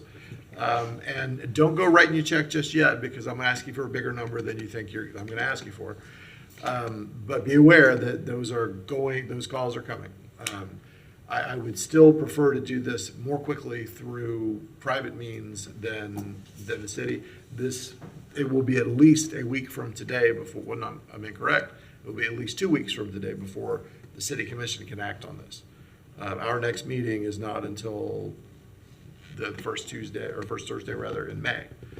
So we don't have a meeting next week. It'll be a minimum of 2 weeks before we can take action. I would like to solve your problem prior to that. Money bigger than that flows in this town. So we need to have a strategy for making those calls. We also need to, as we discussed multiple times so far this year, a different sort of system than the ones that we currently have. Every bit of that is directly impacted by the ongoing punch down from the legislature that we've experienced. And I don't want to let this go by without saying that. Our community gets hurt by these things that seem like cast-offs in legislative conversations. Our community is hurt by these things. So are the other 411 cities in Florida, the other 410. These are not academic conversations that happen legislatively. These affect people's lives. They affect communities. This is a real impact. Our inability to have a program that can do this is affected by all the other stuff that we read about on social media and in the in the headlines. These are real things that have real impacts on the city of Gainesville's ability, to Alachua County's ability to get good things done for our community. And it is real important that folks hear that. Commissioner Deckenwalker. Thank you, Mr. Mayor. I was just going to ask for a little bit of clarity from interim manager Persons. What would the turnaround look like, Mr. Persons, through the city? For you to be able to come back, how quickly could money get into the Cotton Club Museum's hands? I believe with respect to Hippodrome, it was, I think, within about a week to 2 weeks. 1 to 2 So weeks. it's a fairly quick turnaround time Okay. once you all give this direction. All right, thank you very much. Thank you, Commissioner Deckenwalker. So that ends up being a week or so from when we take action, which ends up being then 3 weeks from today. So I want to set the right, we do not have a meeting next week, to have a meeting the week after that, and then it takes a few days to process. So I don't want to confuse anybody on that. Got you. And just, Mr. Mayor, so that I can be clear about what you're proposing or your frame of thinking, are you suggesting that funds may be able to be raised, the $40,000 can be raised within 3 weeks? So I'm going to make phone calls for this as a private citizen, and I suggest the rest of us with the capacity to do that do the same. All right? That's The programming that you have coming up, can you talk to us a little bit about your timeline for those? Well, we are here today, but on Saturday, we're doing the Nazi stories, which are outstanding, but we're going to do that without AC. But we know With we're your big selling. industrial fans. Yes, but on the 23rd of May is our big, big day. That's the day we celebrate Florida's emancipation. Yes, ma'am. So that is really, we're one of the few cities in the state that celebrate this day in the way that we celebrate it. So we really do need to have folk inside and out, and it will be hot in May. So that is like deadline day. The other thing is people are asking to get rentals. We need to know if we can tell them, yes, we can take rentals at the end of June. You know, we just want, right now we're saying no, but then of course we're getting no money to pay the light bill. So I appreciate all the conversation and all of the ways you're trying to solve the problem. I just want you to have all the information, and then we'll govern ourselves accordingly. And I was just thinking that if we find the deep pockets, we don't have, I don't know a lot of those folk. I'd like to meet them though, but I'm willing to do know talk. them. I will You do know talk. them. I will talk till the cows come home. But here's what I would like to say. If we know that there are those of us out there working to get the funds, some of the companies may go ahead and do the work for us, as in thinking we're going to finance it over time, because you can always say you're going to finance and pay it off. So, you know, we can work in a situation. We really would like to have the funds in whatever way you're able to help us to get them, and we're 100% working with you all the way there. So we thank you. very good. Thank you. When would you like them by, Lanier? Yesterday, maybe? Yes, ma'am. No. That's what I thought. If you could name a date. I would say about the 10th of the next month. If we could do that, we could tell the men and the companies who are proposing to do the work for us something to look forward to. Thank you very much. Thank you. Mr. Mr. Mayor, well, I got a question. Kind of a tall order, but you know a lot of people with a lot of deep pockets apparently. We all know those people. Yeah, I'll bet. But here's my only question, and the reason that I asked Manye about when she would need this to do her programming comfortably and to be able to open back up for her to be able to generate revenue, is that May 10th. them having that in their hands. Is that something that you feel comfortable with? Here's what I feel comfortable with. I feel comfortable making phone calls, and again, we all should be willing to do that if we're serious about this, to other private citizens prior to the next meeting of the Gainesville City Commission, which is May 7th. I think this is solvable within the community instead of us trying to figure out how to build a process that doesn't exist right now to use. What we're going to end up doing is moving money we've committed somewhere else to this. Yeah. I would prefer to talk to the community before we do something like that. I can understand that. The problem is we've done it before, recently. And that took us 4 months to get to. Gotcha. But we've got a quick deadline that I'm afraid of not meeting. Like the 10th. If something does not happen, if we all get on the horn and make phone calls and we don't get anywhere near what it is that the Cotton Club Museum is asking us for, then we're back to the drawing board. So perhaps it's a hybrid idea. So we can direct the manager today to bring us a plan for that date. And still, what I think Well, would be let's hear the motion. Okay, let me amend. It's right there. Let me amend the motion. Request the city manager work with the Cotton Club Museum and Cultural Center to resolve the air conditioning issue by May 10th. And 2, direct staff to assist the Cotton Club Museum and Cultural Center through the business improvement grant process. That would be the motion now. And then I want to make some comments. Okay, second. Thank you. All right. I think that, Just for, because we amended the motion and Commissioner Engel was the seconder. Right. So if the seconder is okay with the amendment. That's fine. absolutely. Here's the difficulty we really have. 2 weeks ago, we gave Hardwood Stage $55,000. 45. 45. Very close, $45,000. I think we're just hard pressed not to help this organization today. Now to fundraising, Mr. Mayor, the difficulty now is that you have a multitude of political campaigns going on. Yes, ma'am. And people are calling, trying to raise money for all of those candidates. This is a very, very difficult time to try to raise money from a private source to meet their deadline by May 10th. So the manager is very creative. He was creative. He found money for Hardwood. I think he can find money to help the Cotton Club. So if I might, let me ask that we try not to pit institutions against one another. No, we're not pitting, but it's just a reality, though. We're not pitting. It's an action that we actually took. We did. Now, that request came in November or December, and we fulfilled it in April. But perhaps a better comparison would be when the Hippodrome came to us a couple of years ago for 150, or for whatever that number was. 150.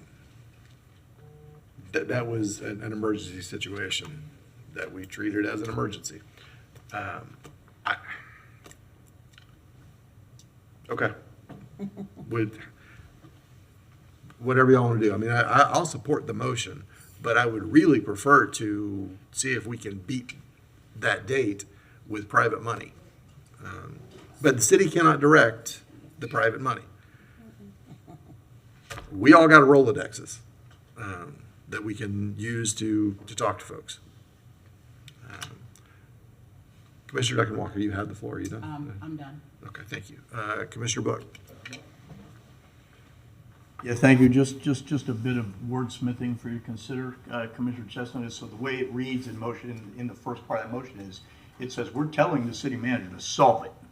I'm not sure we're actually doing that. The Cotton Club is solving the issue, but they're doing that working with us, with the city manager. And my thought is, you may want to consider request the city manager work with the Cotton Club Museum and Cultural Center related to the air conditioning issue. And why is that? Because that may involve some other funding sources, It may involve some, good creative thoughts or GCRA, but if it says that the city manager is resolving it, that means we're the sole kind of proprietor of what we own.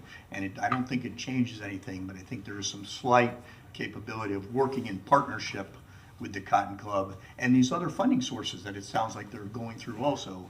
And it may, hopefully it's not 40,000. The mayor has talked about that. I'm willing to call too, but we know that. Give me some names and I'm on the phone. But anyhow, just consider. All right, that. so I accept that Okay. that And- wordsmithing. And the seconder. Sure. It's just related to the air conditioning issue, and it may be when they, the Cotton Club has some vendors that get in there, there may be some collateral infrastructure, which is so often the case. But it's so they'll want to consider that. Thank you for that. Thank Commissioner you. Chestnut. Okay, Commissioner Book, you good? Yes, sir. Mr. Manager. So as I understand it, you all are giving me authorization to address the air conditioner issue with the Cotton Club, including and up to paying the $40,000 cost of the air conditioning.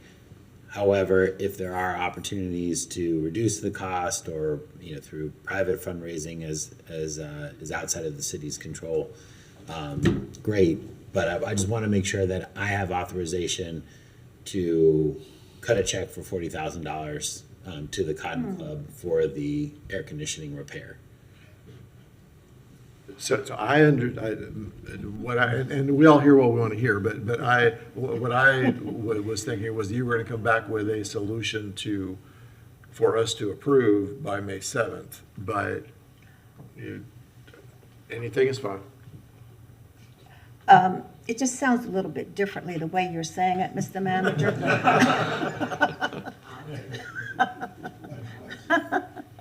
I'm happy to bring it back to you all, but if it's an exigent situation, I'm also, if you all are providing me the direction, Well- I can, we can take care of it.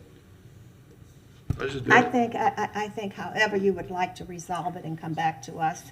I really like Commissioner Engel's suggestion as well of prepaying for some events that we're going to have there, which could be included in the 40,000. But that leaves the question open, are we authorizing him to write whatever check is necessary up to that amount? Or are we asking for a plan? Because I'm not clear. We're asking for a plan that resolves the problem by May 10th.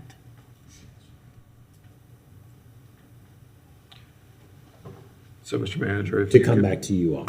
Yeah, like ready to act, give us options, Understood. ready to act on May 7th. Is On that- May 7th. Yeah, because that's our next meeting. Okay. So, Madam Clerk, are you catching up there? All right. All right, Commissioner Willets. Thank you, sir. And I was going to say to Commissioner Engel's idea, there are some things that we do where we need spaces, where we rent space. If any of those can be part of this, a plan of, I will tell you that I was already kicking around with city staff. I still want to do an advisory boards and commissions appreciation cake and punch. It needs to be in a space that is big enough and nice enough to show appreciation. I would like, and I had already considered buying the cake and punch out of my commission, my travel budget, which is office budget for public use of, something that benefits the whole community. And so I was already looking for a good space. We no longer have a Thelma Bolton Center, so I was like, well, it can be in a city space, but I really would like to bring them to a space that is interesting to them, to show appreciation to all of our 27 boards and advisory commissions. And so anything like that I think, because part of it, if we can just pay ahead for some things that we know we need to do, it's all the way out. But when we do our commission retreat could be there. It is a bigger space than we've had it than some of the spaces we've had it in the past. The nature center was not big enough, so we needed to do it somewhere different. Anyways, some of that creativity, totally support. So just let the clerk and the manager know I'm coming to both of y'all with some questions about how I could get all of our advisory board members and together for an appreciation, cake and punch. So that just moved it up. And I have a proposed date if you want to hear it. So July 30th is the 5th Thursday, so nothing is happening. We don't have anything. None of our boards and commissions meet on the 5th Thursday. I was thinking of it. So probably the evening of that. So anyways, it's an idea out in the future after May 23rd or May 10th. Thank you, Mr. Mayor. Thank you, Commissioner Willits. So let me put a caution out there that if we are prepaying dates at the Cotton Club Museum and Cultural Center, if that's the way we're thinking about this, that changes the relationship to some degree because it's requiring the Cotton Club Museum and Cultural Center to staff and turn air conditioning on, and we are creating an expense for them for an event they would not otherwise have planned. It's not the same thing as having a sponsorship or something. It is us adding an additional financial burden to the organization. So let's be careful with how we jump on that. I'm not saying that we shouldn't have some of those, but I'm saying let's be aware that because we're potentially solving a right now problem, and I don't want to create July and August and September problems with this solution. So let's be careful about grabbing extra things. Not to say that's not a good idea, Commissioner Wiltz. I think it's a great opportunity for us to use a building and get other people who might not be in the building in there and exposed to it. I think it's a great idea. But there's a cost that comes with every time we walk in that building and flip the AC on. So the brand new AC that will be wonderful. Commissioner Engel.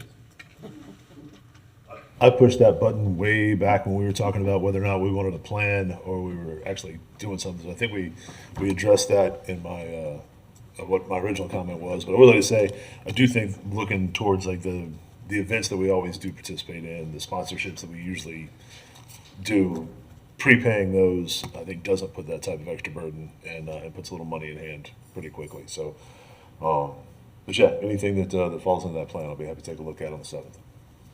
Very good, thank you. Commissioner Chestnut. And Commissioner Willis just gave me an idea. I would be willing to transfer the $5,000 in my account, which is for commission account for travel, for this purpose, which gets it down to $35,000.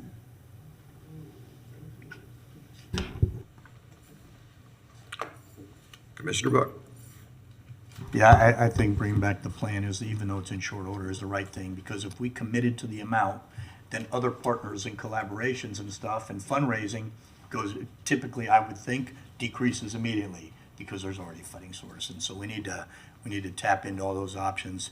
And I would think that the county will also be, I think optimistically, that they're going to be a funding source, and so it changes. So the short order plan will just really, it sounds like Commissioner Chestnut's motion, Mr. Manager, would say we need to be in real good contact with the board of the Cotton Club, because they may be able to give us updates as we're going along that changes your decision making and what you bring back to us, and it could look very different, even in a week and a half, as long as those communication lines are very open and very quick. Thank you. Thank you, Commissioner Book. Anyone else? All right, all in favor, please say aye. Aye. Any opposed? All right, that passed unanimously with Commissioner Eastman absent. You're so great. Thank you. We'll get this fixed one way or another. All right, thank you. Madam Clerk. Mr. Mayor, we're on to 2026-233 Mobility Plan Update and Fee Schedule. With the recommendation, the General Policy Committee directs staff to draft an ordinance for petition LD 25000058 with staff's recommendations as follows. Approve assessment areas as proposed and exempt banks and grocery stores within the East Zone. Exempt developments that provide 100% of the units as affordable. Provide for initial 90-day period from adoption to transition from existing transportation mobility program area to proposed mobility program, and implement fees over 4-year phasing schedule. require fee payment prior to approval of development order, exempt developments that do not require development plan review, including single-family duplexes and accessory dwelling units on existing infill lots, change of use within existing buildings, splits, provide offset for previous uses on site that were in operation within 3 years of development plan submittal, and create category for electric vehicle charging stations and apply 50% of gas fuel position rate. Thank you, Madam Clerk. Welcome. All right. Good afternoon, Mayor, members of the Commission. Scott Wright here from City's Transportation Department. And just a brief recap, and then I'll introduce our consultant who will give the presentation today. So we're here for our mobility program, which incorporates a mobility plan and fee into our existing comprehensive plan and land development code. This is really just a replacement program for our existing TMPA, which is housed today mostly within our comp plan. We did, bring this forward last year to the City Plan Board.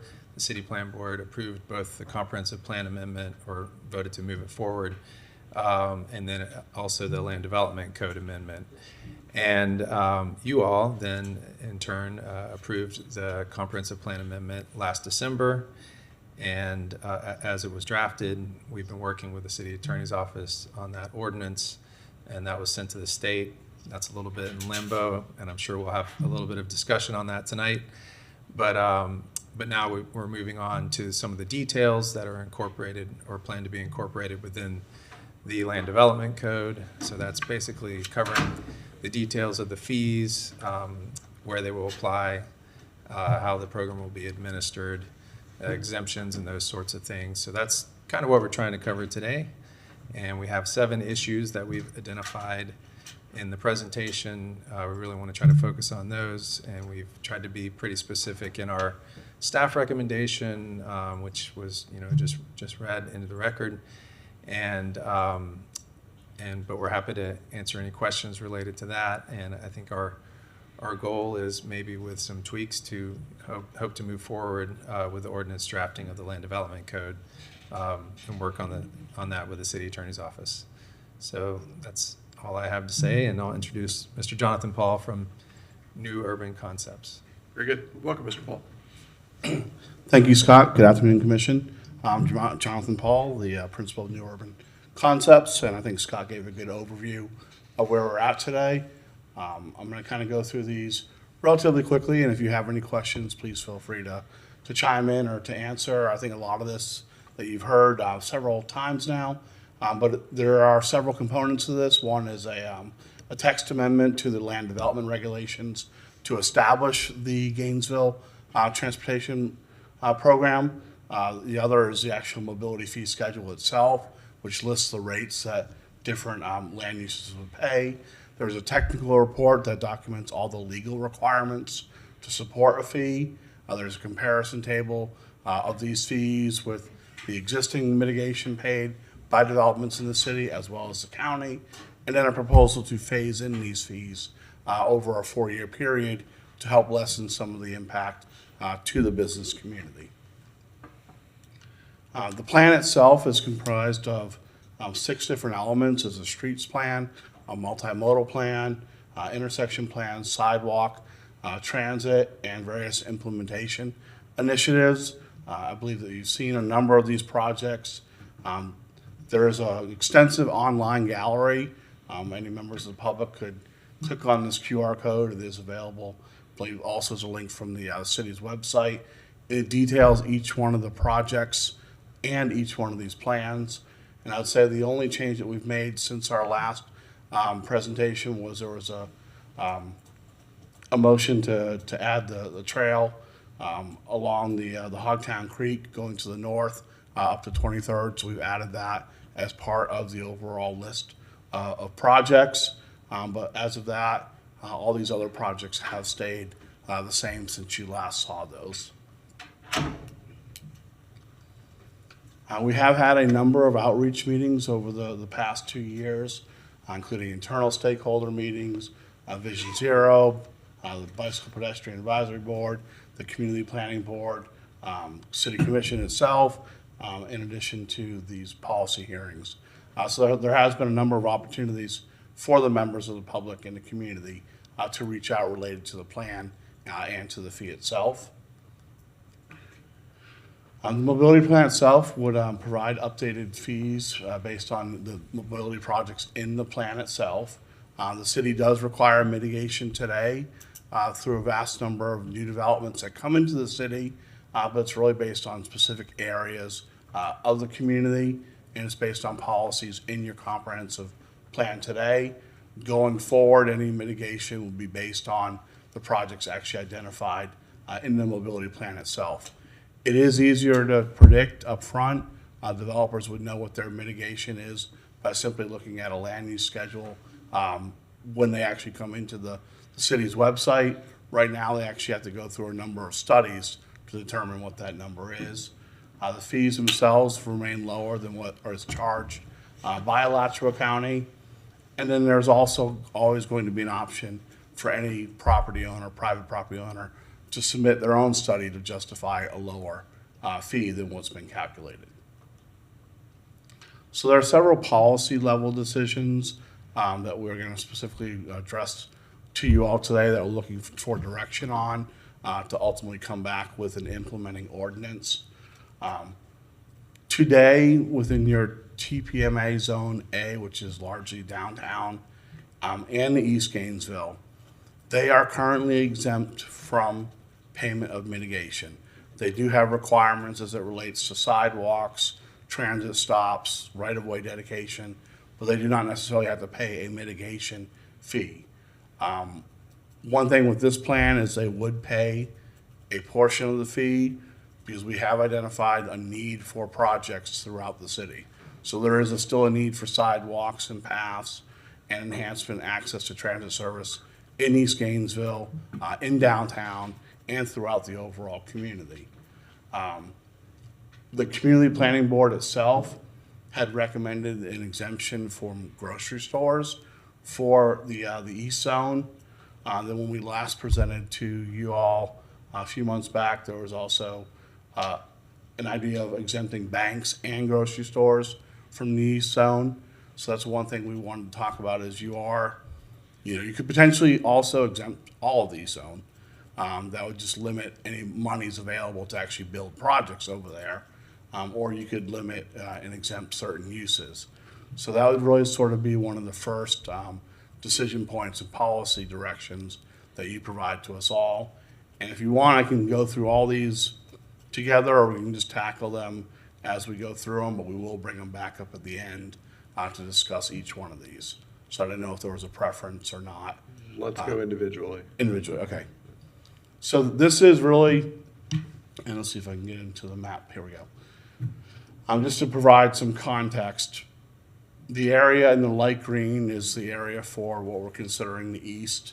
The area in purple, including the downtown and the UF, is the central downtown area. The northwest is in yellow. The southwest, Butler Plaza, is in orange. And then those other colors that you see around there, the way we've structured this is so you wouldn't have to come in through an amendment every time there's an annexation.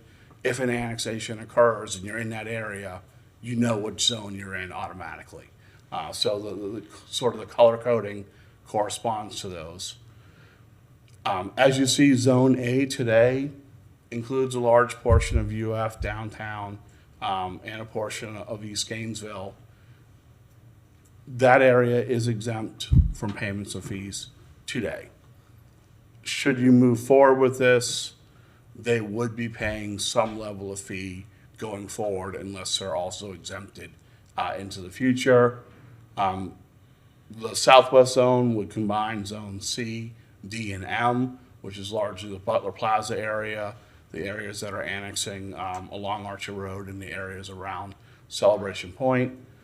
To the northwest, you have a lot of the areas along the US 441 corridor, some of the potential GRU property to the north, and going up towards the city of Alachua's boundary. And then within downtown, you'd have its own separate fee.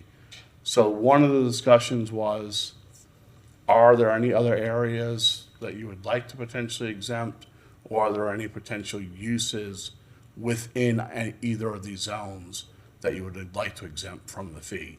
And the last discussion was exempting groceries and banks. A single-family home on a lot that's already platted or an ADU accessory unit, those are going to be exempt already throughout the entire city because they don't submit development plans to the city of Gainesville. A change of use in a building that's already built and occupied and has a use in it that doesn't require a development plan review, they won't pay a fee. So there's a number of uses, smaller scale, that this would not apply to automatically.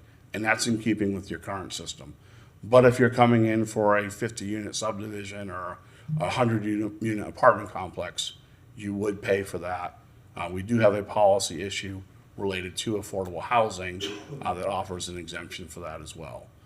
So just wanted to, this area particularly would discuss any exemptions that you'd want to apply either in terms of a geographic area or for any specific land use. Commission and thoughts? Commissioner Eastman.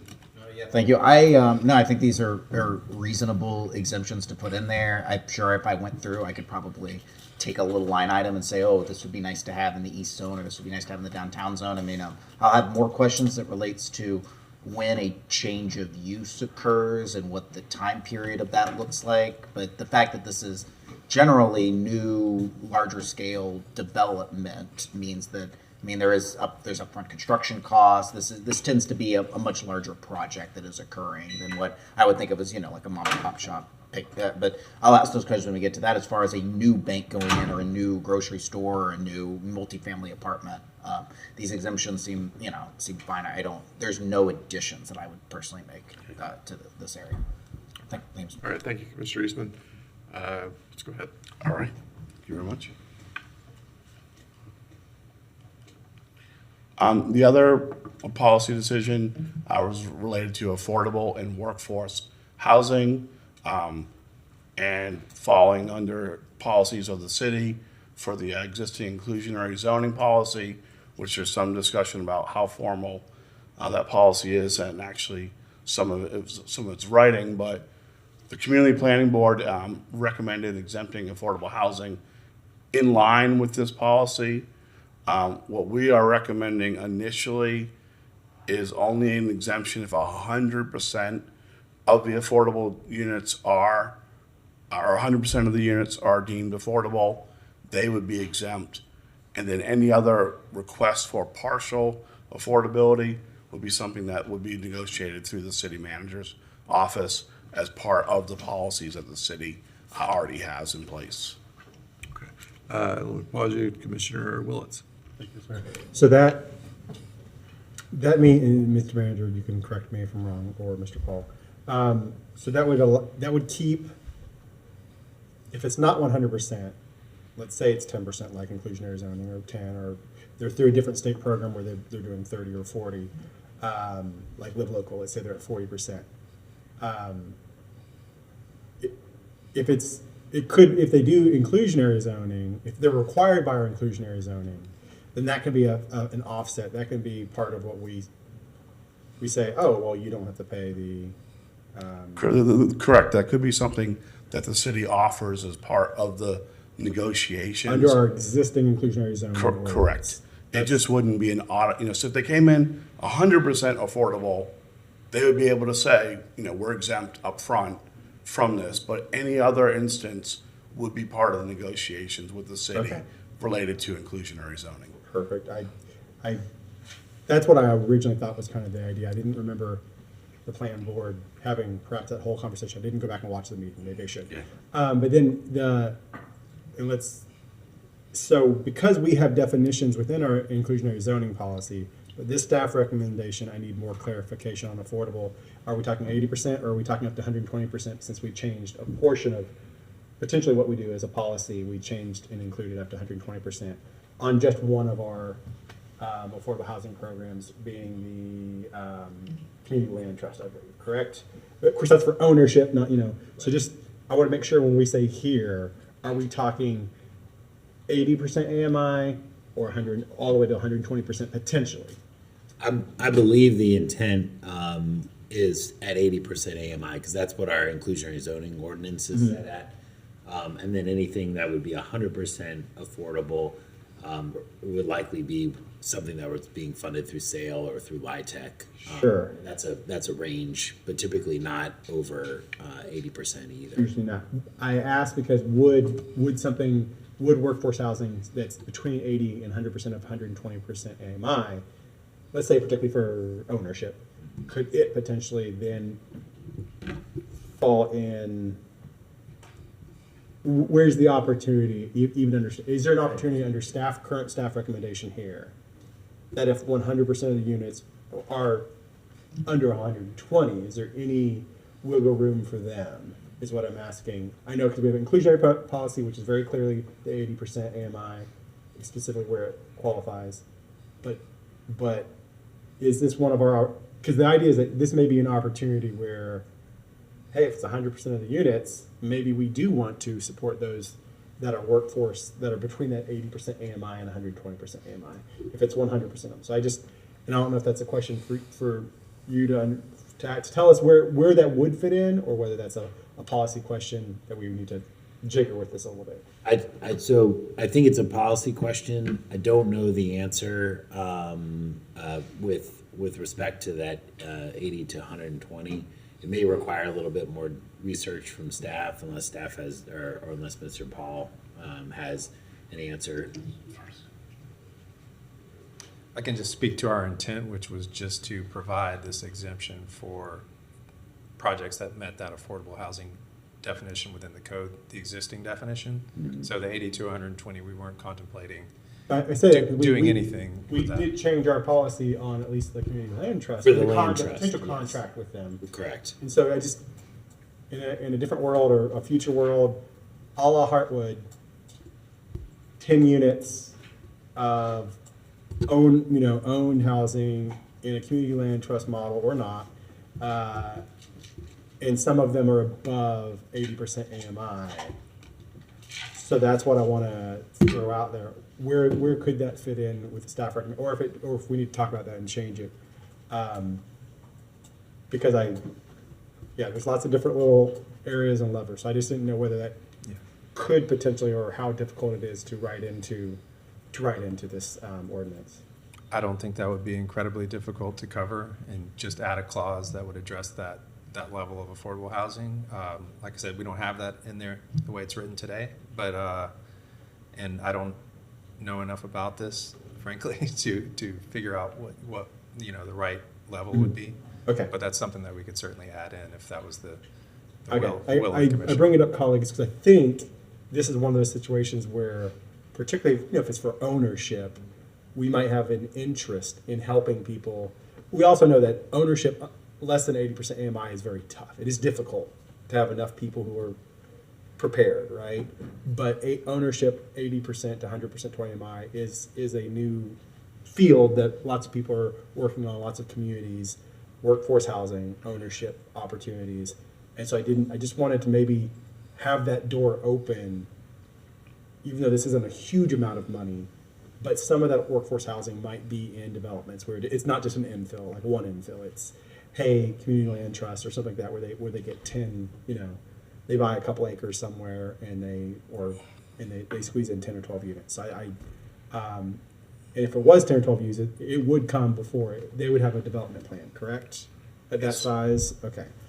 So colleagues, if y'all have a thought about that at some point, I'm going to come back to that about, does that need a little more working? Just because 120% AMI is not in our code generally, but with ownership models, with community land trust in particular, maybe. Well, one thing I could offer, and we've done in other communities, is if there's a certain amount that you want exempt outright, you put that in there, just to make it clear. And then you write in there another policy that the city commission or the city manager has the ability to negotiate an exemption up to and including the full amount for affordable housing that meets criteria established by the city. That allows you then to negotiate, to work with an applicant, and then if you ultimately want to get to the point where you exempt an 80 to 120 outright, you could always come back and amend the ordinance to clearly say when you say this, there will be a provision in there. If you're 80% or less and, you meet affordability, you're exempt. Right. Anything else would be in negotiation with the city related to their criteria established to affordability. All right, I don't know which way is better, or, but I also understand that by right is better for, for new housing to get built. Just by right, they know what they need to do. Less time is required for them to go through all the hoops. So it's an idea. Sorry, that was a bit of conversation, but it's interesting and weird, and we haven't really dealt with much of that yet, but the future might. So thank you. Thank you, Commissioner Willetts. So, and I would say that by right is better not just for large developments, but even better for small developments. For the large developments, they're going to go hire a planning consultant to put everything together anyway, to help them understand and to do the things that need to be done. Predictability is something that helps small time folks, that helps people get a foothold in what we're doing. I would like to see us build everything we do toward a predictability factor, so that it is predictable, so that everybody, whether they're people who come in with big fat wallets or people who are just trying to figure out how to be a part of the development community in some way, can get involved. Predictability removes barriers, and I think that's what we ought to be in the business of doing. So, Commissioner Eastman.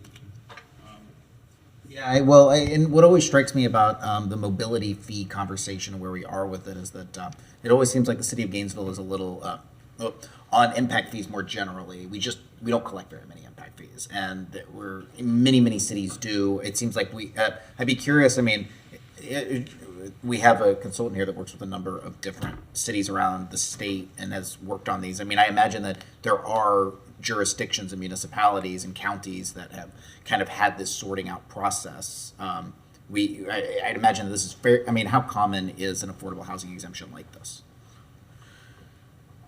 The process I outlined is the one that we do in almost all the communities we work in. We have, if there's a policy level decision of a threshold they want to exempt, they put it in there, and then they also add in a provision that you're allowed to also negotiate. Because some other communities will also offer, if you only do 10 of the units, out of 100 unit, some of them want to exempt those as well. But so they tend to say what's outright you want to exempt, and then still leave in a provision in there. The city manager or the commission or the council has the ability to negotiate and to offer an exemption or reduction of fees for any other affordable housing components. Okay. And then one point that Brian had brought up is above the 120% threshold, sometimes you could run into some of the student housing, and that may open up a Pandora's box in terms of, that's one of your bigger generators in terms of fee revenues. So I think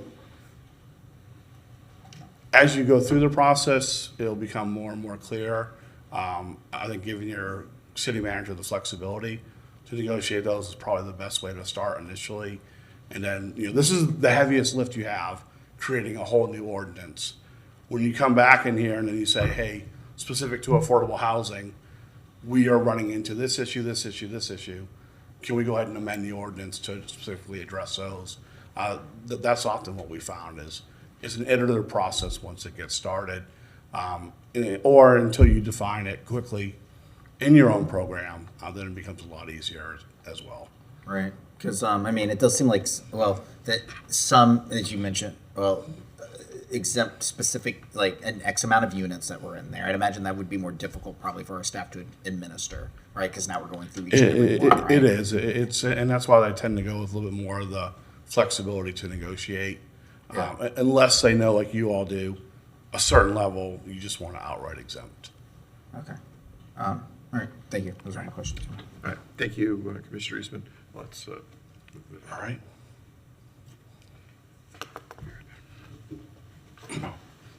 The other provision we've had in here is a recommendation, and this is actually something that's consistent with Florida statute. In the future, you will run into it because this is a newer fee.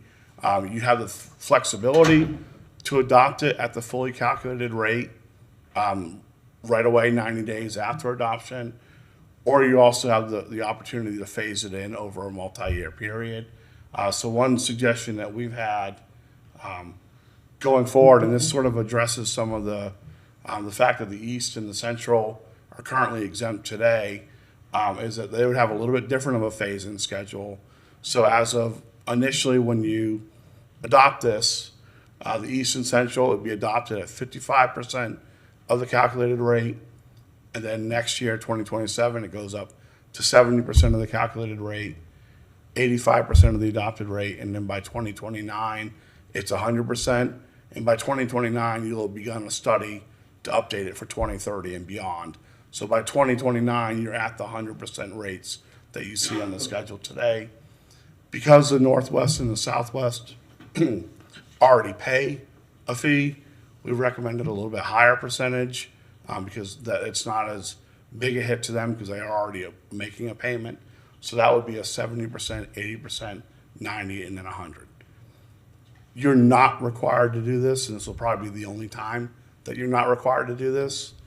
In the future, any increases per statute, you will have to phase in over a multi-year period. So you can adopt these percentages, any other combination of percentages, 2 years, 3 years, if you wanted to. But if you wanted to lessen a little bit of the impact initially, this is one of the things that many communities have done when they're making this transition to this. So I don't know if, because as of right now, our recommendation, just because it's a technical perspective, our recommendation is 100%, because that's what the dollar amounts show. That's what the needs show. As a matter of policy, you can phase those in as a different percentage. You just can't go higher than the recommended rates.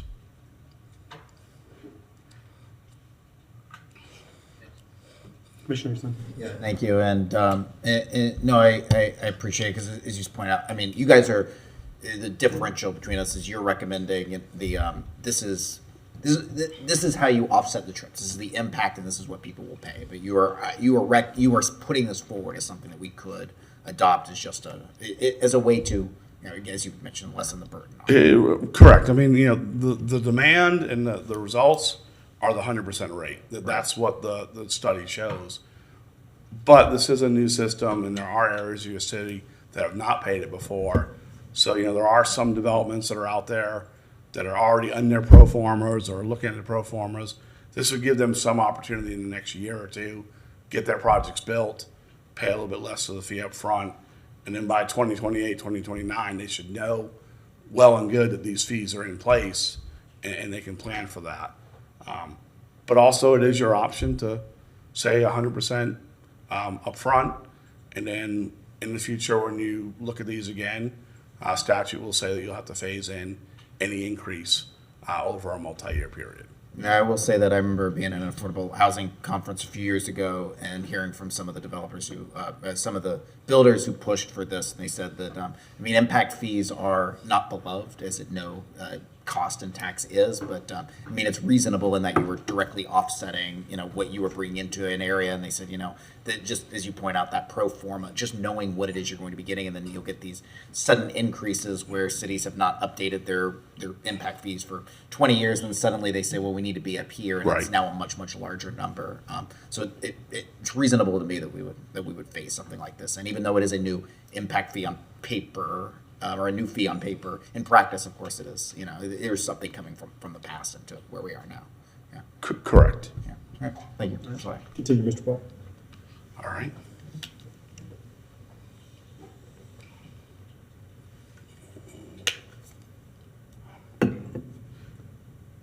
And we are recommending as part of this process to keep the payment the same. Right now, it's prior to issuance of a final development order approval. Some local governments will say it's prior to issuance of a building permit. Others will say prior to issuance of a certificate of occupancy. But because this is the process that you've had in place for a number of years and you're already exempting a number of the smaller uses, the changes of uses, we felt that keeping the current system in place would probably be the most appropriate and easiest to transition to. Otherwise, if you transfer it over to building permit, then you've got a whole other department that you've got to get up to speed and change their entire system to actually start taking in these type of fee revenues. Whereas right now, you've already got that infrastructure in place to do that. So we would continue to recommend payment at the time of development order approval. Okay, Mr. Manager? Thank you, Mayor Pro Tem. This also, I think, addresses some of the discussion that the commission had last time about how do we make sure that we're continuing to encourage reuse of existing buildings, particularly when there's no site work being done, but you simply have maybe a vacant building being converted to a coffee shop or a small business. By setting the development order as the stage by which a mobility fee would be remitted, it would make sure that those types of uses are continued to be exempt from having a mobility fee. So I think that's because we do so much redevelopment at the city, and because we generally want to have adaptive reuse of existing buildings.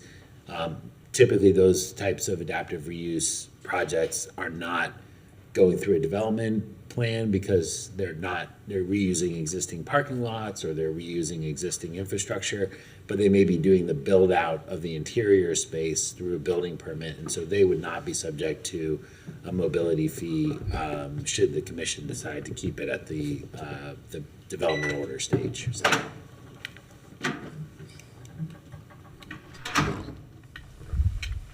Commissioner Eastman. Thank you. So this one, I've heard mixed things about doing it at the development order stage. One is that, I mean, as they point out, the importance of, a certain threshold of development is what's being caught in there, and that's what we want. We don't necessarily want, a large impact fee for someone who's trying to take a vacant building, right, and convert that over into something useful. I know that does create trips in a way, but it's also, it's the kind of thing we're trying to encourage, and usually that's done by a more localized, lower level of developer, right? Correct. But the development order stage also, a lot of times, from my understanding, you might not even have financing in place for the rest of it. I mean, it's at a fairly early stage in the process, right? And so that would mean that you would now have to be paying a large amount of upfront money before you even know whether or not you'll be breaking down. You're getting the development order. Am I understanding this right? The sort of trade-offs here? That is one of the trade-offs. You are correct on that. How many cities or I guess jurisdictions in general do this at development order versus site plan versus building permit versus I've not heard. CO is nice. That's very late in the process, but The ones that have a system in place similar to you all, this is pretty common to keep it at this. If they were starting from scratch, brand new, they would do building permits. But I would also say that most other communities also include all the single family uses, all the change of uses, all the other things that you all are trying to exempt. Those are all captured at the building permit stage, and they all pay the fee as part of that. So, it's a trade-off between the two of them, because it does become very difficult if you start having certain exemptions at a building permit stage when everybody comes in versus not having this sort of pre-review of a development order. It can get pretty overwhelming relatively quickly. But so most communities do it with a new fee at building permit stage. But those that have a system in place that you're transitioning to, that already do it at development order, they continue to keep it at development order. And is there a significant amount that have it at development order? I mean, I'm sure that there are other communities that are going off of an old system into a new system. But are we in a minority of jurisdictions that are doing it at development order? I wouldn't say a minority. I mean, there are a handful that have these alternative systems like you all have that have been doing this. I said most of the newer, like say you had a new park impact fee or something like that come in, or a building permit fee for a city hall, those would typically be assessed at a building permit stage because it's a brand new fee. You're starting out overall. So I'd say if you have a system in place, keeping it in development order is very common. Okay. All right. I was just going to add that, this is the way that we've been been doing this for many years, and we haven't really had any complaints about the timing of the fee collection. It's, sometimes people complain about the fee itself, but not so much about the timing of when they pay it. And I think, that the benefits of collecting it at the development stage probably outweigh the downsides. That makes sense. All right, thank you, Mr. Mayor. That's all my Thank questions. you, Commissioner Eastman. Go ahead. All right. And this is sort of going into, we've kind of covered this quite a bit, but essentially anything that does not require a development plan would be exempt. So if you're coming in for a change of use and you're not changing things that are outside of the purview of the building footprint, you're not paying the fee automatically. If you're doing an ADU, single family, duplexes, you're not paying the fee. It's really the development order threshold is the trigger. And then in terms of, a change of use, again, most of those would fall under this.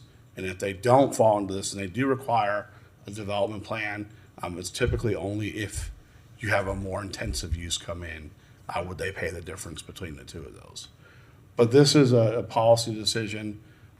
If you're going to keep it at development order threshold, these uses would be exempt. And I believe the majority of all these uses are exempt today as well. I don't see any lights up. Commissioner Eastman.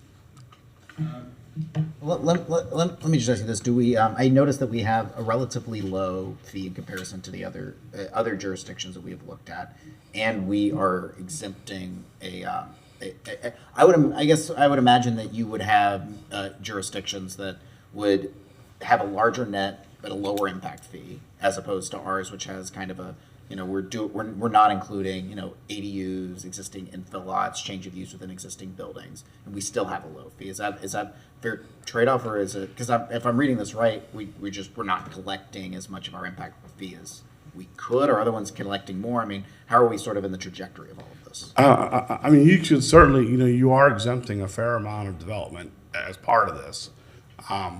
Part of that is because you do it today. You exempt those today, and you want to have a certain level of infill development and redevelopment in the city, I think, as a matter of policy. I think when you look at a county perspective, or you have some of your neighboring jurisdictions, they don't have the historic core of the downtowns like you all do, or they have a lot of big subdivisions coming in. So they elect to charge everybody, whether you're coming in for a single family home on a lot, or a new subdivision, or a change of use. In terms of municipalities, larger cities, there are some, Tampa or Orlando, that are trying to work with accessory dwelling units or some infill that have some certain exemptions like this as well. But most of them at a county level, or some of your smaller cities, they'll charge everybody, and they'll try to capture the largest amount of revenue they can. So you are, you are forgoing some revenue. But it's also, a matter of policy. Do you want infill? Do you want redevelopment? Do you want people to come in on your single-family homes, and to increase density for other means?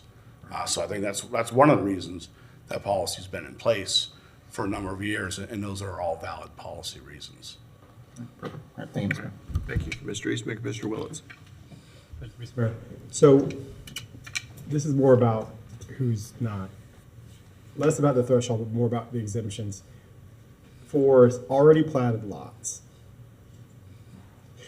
we don't, maybe Mr. Manager or staff can remind me, we don't have a lot of stuff that's platted and maybe active to be built on that has not been built. We're not in a situation where we have a big hangover of, let's say, single-family subdivisions, do we? Some communities did or do. There's just stuff in the county, I think, but we don't, inside the city, have that much in, like, let's say a hangover even from the 2005 or 6, peak of subdivisions, right? It's not like we're going to miss out on a bunch of. I will rely on city staff, but I believe we do have some active subdivision plats that are probably familiar to the commission, like Oaks Preserve, Finley Woods. Those are active subdivisions that are platted and are still being built on. most of the city is technically platted. You know, we have plats going back all over, but I think, but in terms of like sort of active subdivisions, those are the ones that I would think of off the top of my head. But I think to your point, like we don't have a lot of sort of, you know, kind of boom bust type of like antiquated subdivisions that that some communities have. Right, that's kind of what I was asking about. Yeah, and I guess an important thing to add to that is that all of those big subdivisions out on Archer Road and in the Northwest and everywhere else, those did pay for their transportation impacts. Because they were in for the completion of the right, subdivision. because they were in the zones that were collecting. Correct. Got it, Right. okay. So where we see a lot of the infill, like around downtown and east of Waldo Road, recently that's where we've seen like a lot of single-family infill. We don't charge those today. We wouldn't charge them under this proposal. Got it, okay. Thank you. Thank you. Thank you, Commissioner Willis. We're good.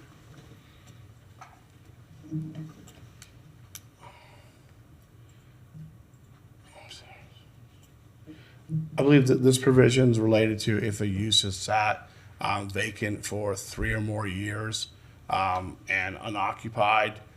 Some uses, some local governments would say continue to, after 3 years, that traffic impact associated with that use no longer exists, so they would charge them a fee going forward if they require the development, well, two parts.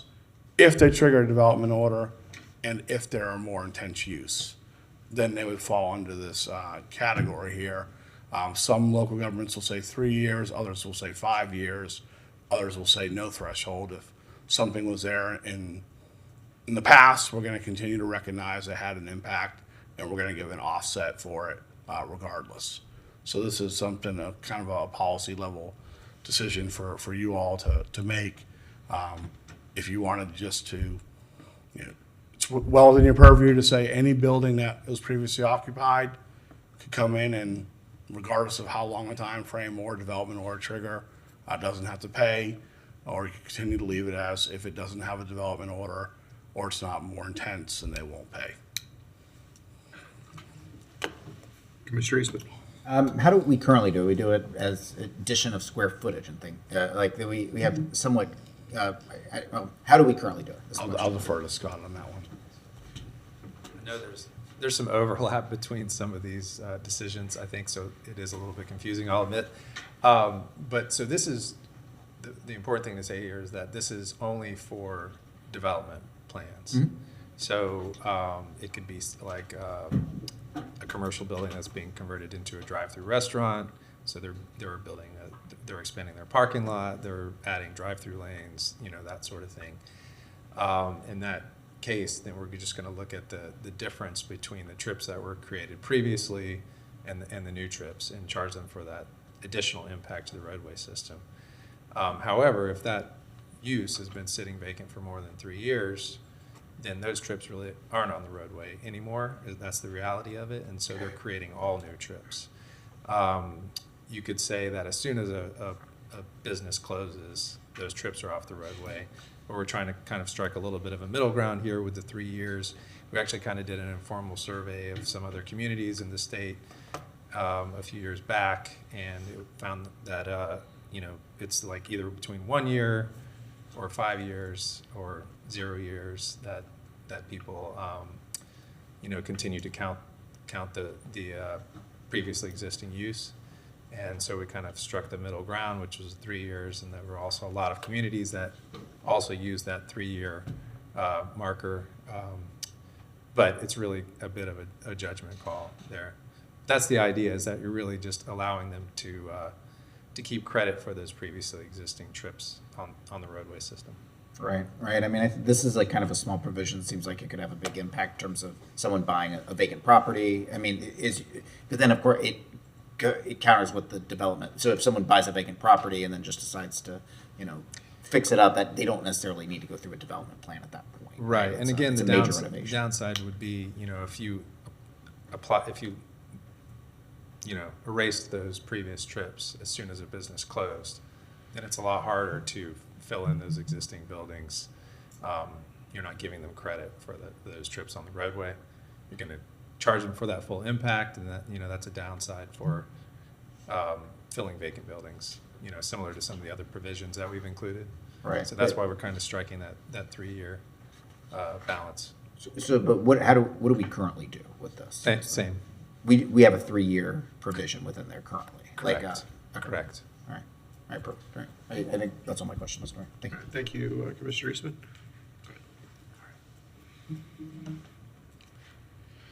And I believe we're almost completed here.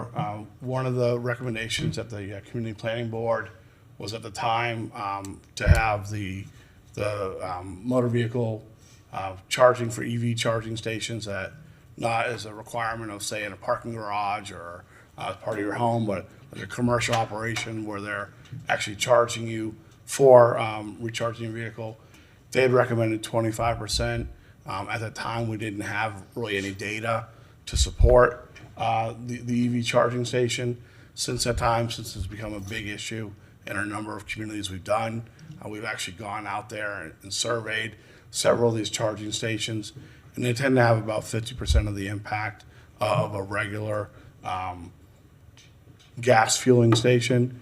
So one thing that we've recommended is that we create a separate category for EV charging, but the fee is at the 50% rate because that's actually what the underlying data itself would support. At the time, we didn't have data to differentiate between EV charging and a fueling station. So since that time, we've had that, and those are sort of the calculations that we've come up with. And part of it's a two-pronged thing. Right now, at least anyways, for gas stations, it tends to be gas is a multi-chain trip, so you fill up on your gas on the way to somewhere else. Whereas what we found is EV destination charging tends to be a destination in and of itself because they have to go there to charge. So that's part of the reason why it's not a bigger offset between a fuel pump and a charging station. But really, again, the difference between the Community Planning Board and our recommendation now is at the time we're at the Community Planning Board, we didn't have any data to differentiate between the two of them. And now we actually have data that we've used in a number of other communities as well as Gainesville. So that would be our recommendation is you have a separate rate and it's roughly 50% of the rate for motor vehicle fueling. But that's actually based on real data, not just an arbitrary number. Thank you. So with that said, that concludes the presentation. We do have a draft ordinance that we've prepared. I think we're going to go back in there. It's been about a year since we did that initially.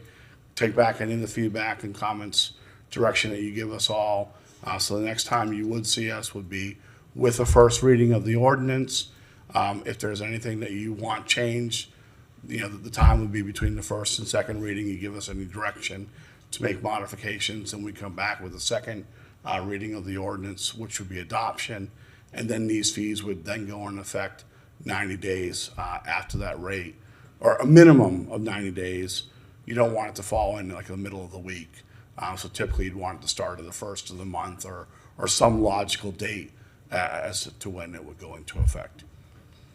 So just in conclusion, with staff's recommendation is to move forward with the mobility plan and mobility fee, approve the assessment areas as proposed with an exemption for banks and grocery stores in the East Zone, exempt developments that provide 100% of the units as affordable, plus leave a provision in there that the city manager can negotiate other deals up to including exemption of 100% for other affordable categories, to provide a 90-day period for implementation, plus the phase-in schedule that we recommended, fee payment at development order, exempt the existing uses that are exempted today, provide for the 3-year offset, and then provide for the EV charging station and category. And I apologize for my voice, but this is my fourth one this week, so it's kind of getting a little hoarse at this time. So with that, I'll conclude the presentation, and I'm happy to answer any questions you all have. Very good. Thank you. Commissioner Eastman? Yeah, where are we in process in terms of this has to be submitted to the state, right, for review? I think we got comments back from them. Where are we in terms of the state review of all of this? We are getting we're replying back to the state. We've gone through and responded to all their comments and getting ready to send those to the state at this time. So I think probably next week we'll send those to the state and should get feedback within the 30-day window from that. All right, because that's another part. I mean, so you'd bring us back an ordinance, but the ordinance would have to inform, I guess, the state approvals of our comp plan, correct? I think there's multiple options that we can discuss with your city attorney and city manager as it relates to the state's comments at the comprehensive plan level. I think there's some fundamental disagreements between what statute requires you all to do, what you're allowed to do by right, and then the comments that we got back from the state, which were pretty minimal, as just saying, can't do it, without a whole lot of detail. So I think it's something we're going to continue to work with, but we'll coordinate that with the city manager and the city attorney. Okay, great. So we'll be working on this Yes. along that same line, but I guess that's just another potential. It's another thing that we have to get through, but I think there's some solutions that we can get to it, and I think we'll have some answers and some feedback before we come back with that ordinance to you all. All right, perfect. All right, that's all I have. And I'll defer if the city manager or city attorney have anything else to add to that. Thank you. Did y'all want to add anything now, or you don't have to, but is there anything you want to add now? Okay, all right, very good. All right, thank you, Commissioner Eastman. Commissioner Willetts. Thank you, Mr. Mayor. So just so I'm getting this right, the proposed structure for single family in Southwest would be the most, expensive, $4,441, which will still be cheaper than Newberry. City of Newberry's, at least for homes 1,500 square feet to 2,499 is $4,505. So we'd still be cheaper than Newberry for single family detached homes. I'm reading that right. I'm just trying to get some comparisons. Thank you for putting the comparisons, the different cities and the different types, and comparing it to the county as well. I really appreciate that. So the EV station I know is very small. I suspect in the future, whether it's multi-stop, the whole chain, that will change, as the most recent announcement was one of these companies can charge a battery in 6 minutes that will go 1,500 kilometers. So the future may look a little more like a gas station, and we may come back to that in the future, 4 years down the road, and say, oh, it's just like a gas station nowadays. So I suspect we'll come back to that, but we'll wait for that. I'm fine with the 50% as recommended by staff, because we have some data to back it up. I'm fine with that. I will say that much of the development that's happening in the Southwest already has been paying in, so part of this feels a little more fair than everybody, particularly for kind of the larger complexes. But we do need to remember that anytime this is not a, it is a fee that goes on to housing. But to be clear, we've already been experiencing this in Southwest, where a lot of the new housing has been built. So that hasn't stopped them as of yet. But I do think it's been a real mistake that we haven't, when I was looking at one of those maps, I think in Zone A included the new Shands hospitals. Did we not collect any on that? Would they have been required if they were not in Zone A in the past? Do we collect this? What I'm saying is, do we collect this from, are we allowed to collect this from governments and nonprofits? So where that line is drawn is if something's in the UF master plan, then it doesn't go through our development review process. Right. And I think there's some federal properties maybe that would be Okay. the same. But for the most part, any type of development, it doesn't matter what type of development it is or who the owner is or anything like that. It's just about the impacts on the roadway system. Okay, that's kind of a two-part question. I was thinking of one Right. specific, but that larger question. When you look at the Zone A now, excuse me, whatever the purple zone is. Okay, A, and then I'm looking at the purple zone, which will be our central zone on the map. But Zone A, we do see a lot of stuff that got built that didn't necessarily kick stuff in. And so I do think this is sort of in that right direction, but I worry a little bit just about how some housing may become slightly more expensive, but it's because they're putting money back in. So as far as impact fees, this is where I think I'm at a happy medium. I don't like the idea of impact fees in general when we need to build more housing. But I think this is a happy medium of assigning with some real data behind it. So I really appreciate that. And I know that's how this works, Mr. Paul, that you have to have some real data behind it. I had asked previous questions if the different types of housing, what generates what kind of whatever, and you went over that there's real data behind different types of housing, multifamily. I still had some questions about our particular multifamily that might be using the bus more. An apartment complex that's on a bus route in Gainesville generates different traffic than an apartment complex, let's say on, Newberry Road out in the county, because there's not bus service to it. So I know you said some of that is, the study does take it. I'm a little skeptical because I can just, there's a real difference, right? But part of that's about where we put our bus routes. So, and whether we run 2 buses or 3 buses. We can take trips off the road by beefing up RTS. So anyways, I think I'm okay with all of this. I appreciate staff coming back with recommendations. I know this has been a long process. I think I'm okay with all of the recommendations, but I look forward to hearing some more from my colleagues. Thanks. Thank you, Commissioner Willets. Commissioner Book. Yeah, thank you, Mr. Mayor. I appreciate the fact that you've got all these policy decisions laid out for us and what they are, because they're pretty complex, and there's a lot of them. Anytime we collect monies on behalf of the city, there should be standardization, there should be predictability. Anybody who's doing anything should know what they are, and it shouldn't be subject to the whim of arbitrary decision-making of even the commission. And an example of that is we standardized a fire assessment fee via formula about 3 years ago, and I think that was a good thing, because that way we don't try and look to make up money on day 1 or on year 2. And this seems to do some of those things. And so anybody who comes in and does, I guess the threshold being the redevelopment plan, will know exactly what their costs are based on where they're developing and what they're developing. And it's an impact fee.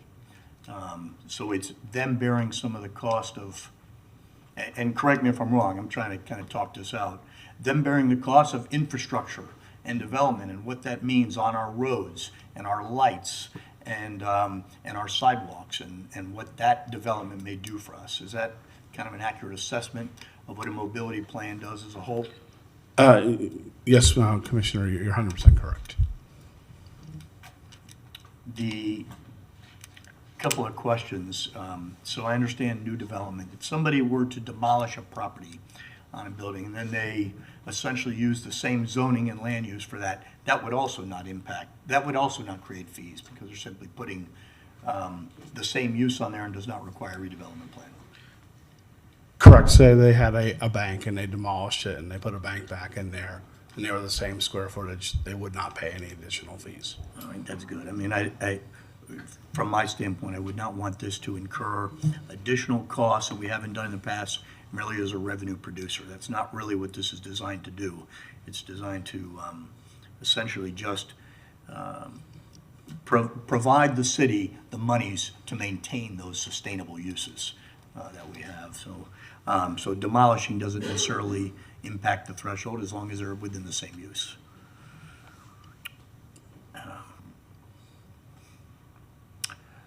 In the past, when we did some rezoning, and especially with taxes, something that was very helpful, I think Commissioner Chesser, you actually came up with this idea, it was 2-3 years ago, we had a chart, and it said, currently for $100,000, I mean, it's a little different, but if you have a $100,000 home, this is what you're paying today, and this is what you're gonna pay tomorrow.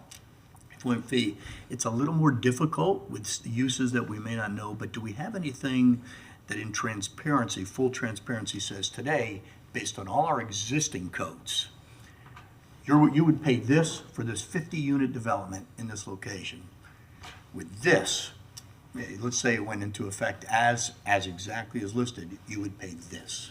Do we have something that compares? Because that would really quantifies the figures and shows, are we merely changing the way that we're receiving fees, as opposed to we're just trying to find another way to get another $1,000 or another $2,000. I'll have to defer to your staff on that. We can clearly make that case on, as it relates to the mobility fee itself, but any other charges, I'd have to defer to staff. Okay, well, the question would be a comparison that shows something today versus, let's say this went through, I think would probably be most important from a public perspective, because that's, with all the policy decisions, they want to see, what am I paying today and what am I paying tomorrow? Is it the same when you subtract all the existing fees? Is it comparable? Things like that. So Commissioner, we did do an analysis similar to what you're talking about at the request of the City Plan Board. This is just for this transportation impact fee, though. We didn't look at other fees could be from GRU or anything else.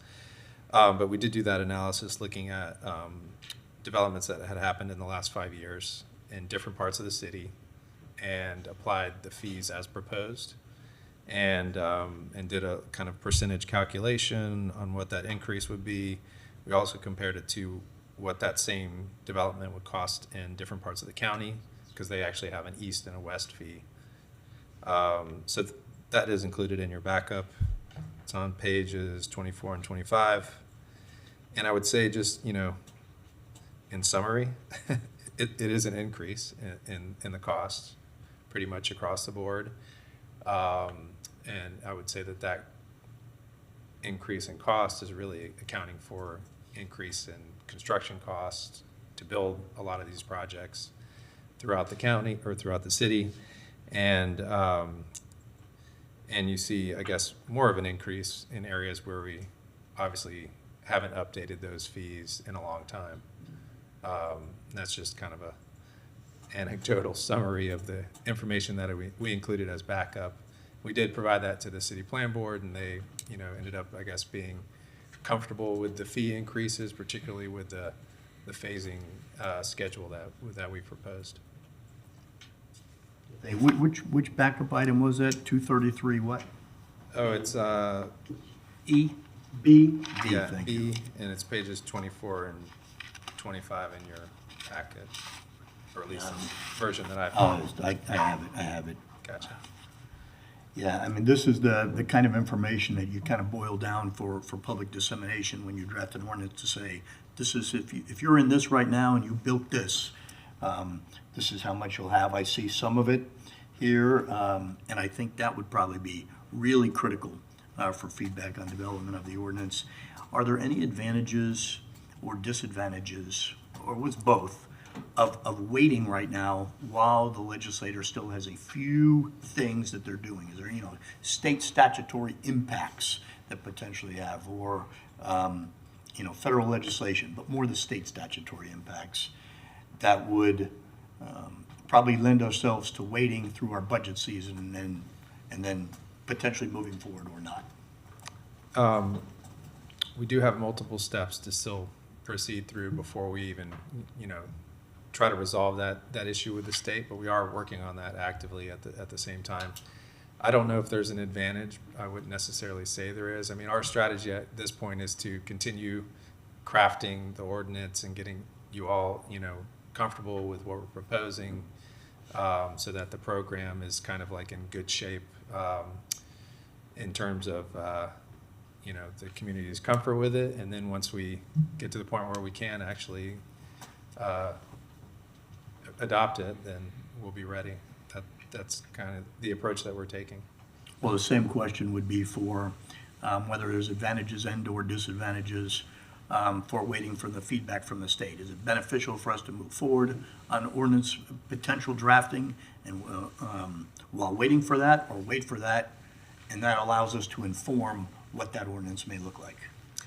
The feedback that we got from the state so far was simply, this is a one-page, you are not in compliance with this, state statute.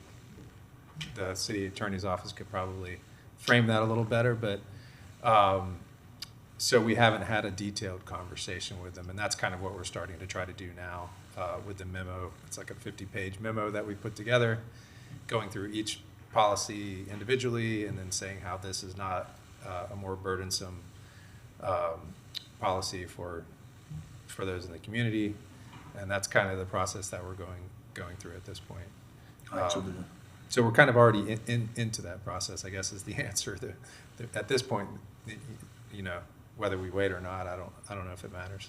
I don't know, but so the state feedback has been pretty concise and indicated that there are things that are not in compliance with what we're looking to do as far as it relates to policy decision. Correct. So, Mr. Attorney, any thoughts as it relates to this process then? Yes, Mayor, City Commissioners, afternoon, Sean McDermott, Assistant City Attorney. I was going to put my light on, speak up earlier, but I didn't want to interrupt, too much of the discussion, and don't want to be necessarily a wet blanket on this exciting, policy discussion you're having right now. But you're right, Commissioner Book, to point out that the reality that the city is facing, and cities across the state, is this Senate Bill 180 that was adopted in 2025 that every city in the state was hoping was going to be revised this past session, but it was not. And what that Senate bill did was two things. It codified a statute that pertains to hurricanes coming roughly within 100 miles of designated counties, and how that would delay certain regulations from going into place. That's codified. There's another section of Senate Bill 180 that was not codified, and what that language says, and just to provide it to you, is it says cities may not propose or adopt more restrictive or burdensome amendments to its comp plan or its land development code before October 1st of 2027. So what cities are struggling with throughout the state is that is pretty summary language that's undefined and fairly sweeping, and everybody is struggling with it. What exactly does that mean? What I would advise is what we're faced with, unfortunately, is really parsing whether any amendments to our comp plan or our land development code are more restrictive or burdensome, whatever that means. And I think what Mr. Paul is mentioning with the proposed comp plan ordinance anyway, is maybe trying to come up with ways to defend that ordinance in and of itself, just the changes to the comp plan, are somehow not more restrictive or burdensome. However, the comp plan is, this program going into place is dependent on the changes to the land development code and the new fee being implemented. So it's all a package deal. Getting the comp plan done initially doesn't really save any time or implement anything any faster than the entirety of the land development code. And what I would advise is that this program involves a new suite of regulations, including an increased fee for the development throughout the city. And it would, to my mind, I just don't know of a robust way to defend that program is not more restrictive or burdensome under this law that is, again, drafted pretty ambiguously. So all to say, I think the policy discussions are fine to have right now to iron out what direction the city commission wants to move. But I would advise against proposing or adopting, which is also some problematic language, but certainly, not adopting an ordinance implementing this new transportation mobility program prior to October 1st, 2027. And potentially further than that, if a hurricane happens to come within 100 miles of Alachua County prior to that date anyway, because that would extend it another year. And so that's just the lay of the land currently. Everybody's still holding out hope that this law can, a glitch bill would follow this up. I don't think there's any movement on that to date, but that's what it is. So that's where we're at. Okay, well, this is well above my expertise, right? This is, but if I'm cutting a chase with what I understood is, you said the mere fact that there may be increased fees might be in fact the burdensome aspect that kind of meets the threshold of state law, or am I misstating that? No, I think you're correct. And I didn't, just to go into some more of the weeds, is but this law, Senate Bill 180, gives a right of challenge. So it essentially grants statutory standing to any residents or business owners within the city that could challenge the city if the city were to do something arguably in conflict with this law. And so that's where the risk comes from. And so if the city were to move forward and adopt a new transportation mobility program under a land development code update, we could be subject to challenge, and that carries a lot of risk, including attorney's fees are provided for, preemption challenges, all sorts of liability that potentially could amount from that challenge. And so that's the risk. Is sure, we could adopt an ordinance and see if anybody challenges it under this law, but it would be taking on a lot of legal risk. That's why I would just advise holding off until October 1st, 2027, until these changes are ultimately adopted. But again, the crafting, it's a big change. And so as you're doing today, just crafting the policy and all the discussions that you're having, I think that's permissible.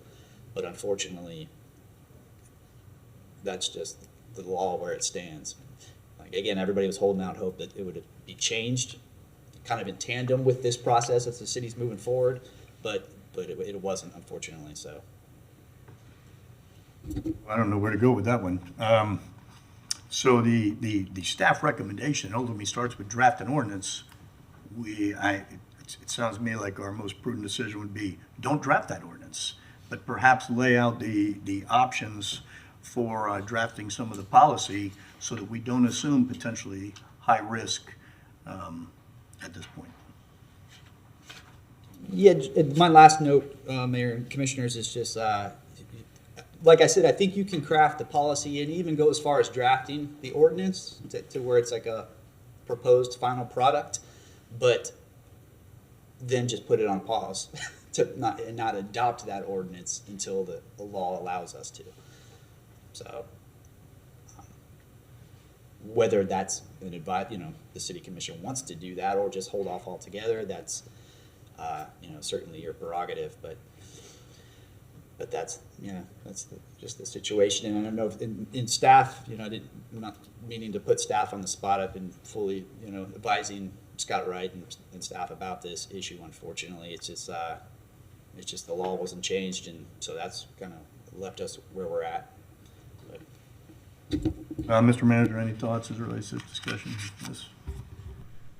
I had hit my light for the same reason. I think in part it's why, as you heard, we prepared a briefing to go back to the state. I would definitely agree with Mr. McDermott that I think it's appropriate for the commission to give direction for the actual drafting of the ordinance, and then we're going to have to continue to monitor the legislature next session. I believe there was a glitch bill filed, I think, in the Senate. There was not a companion that was filed in the House.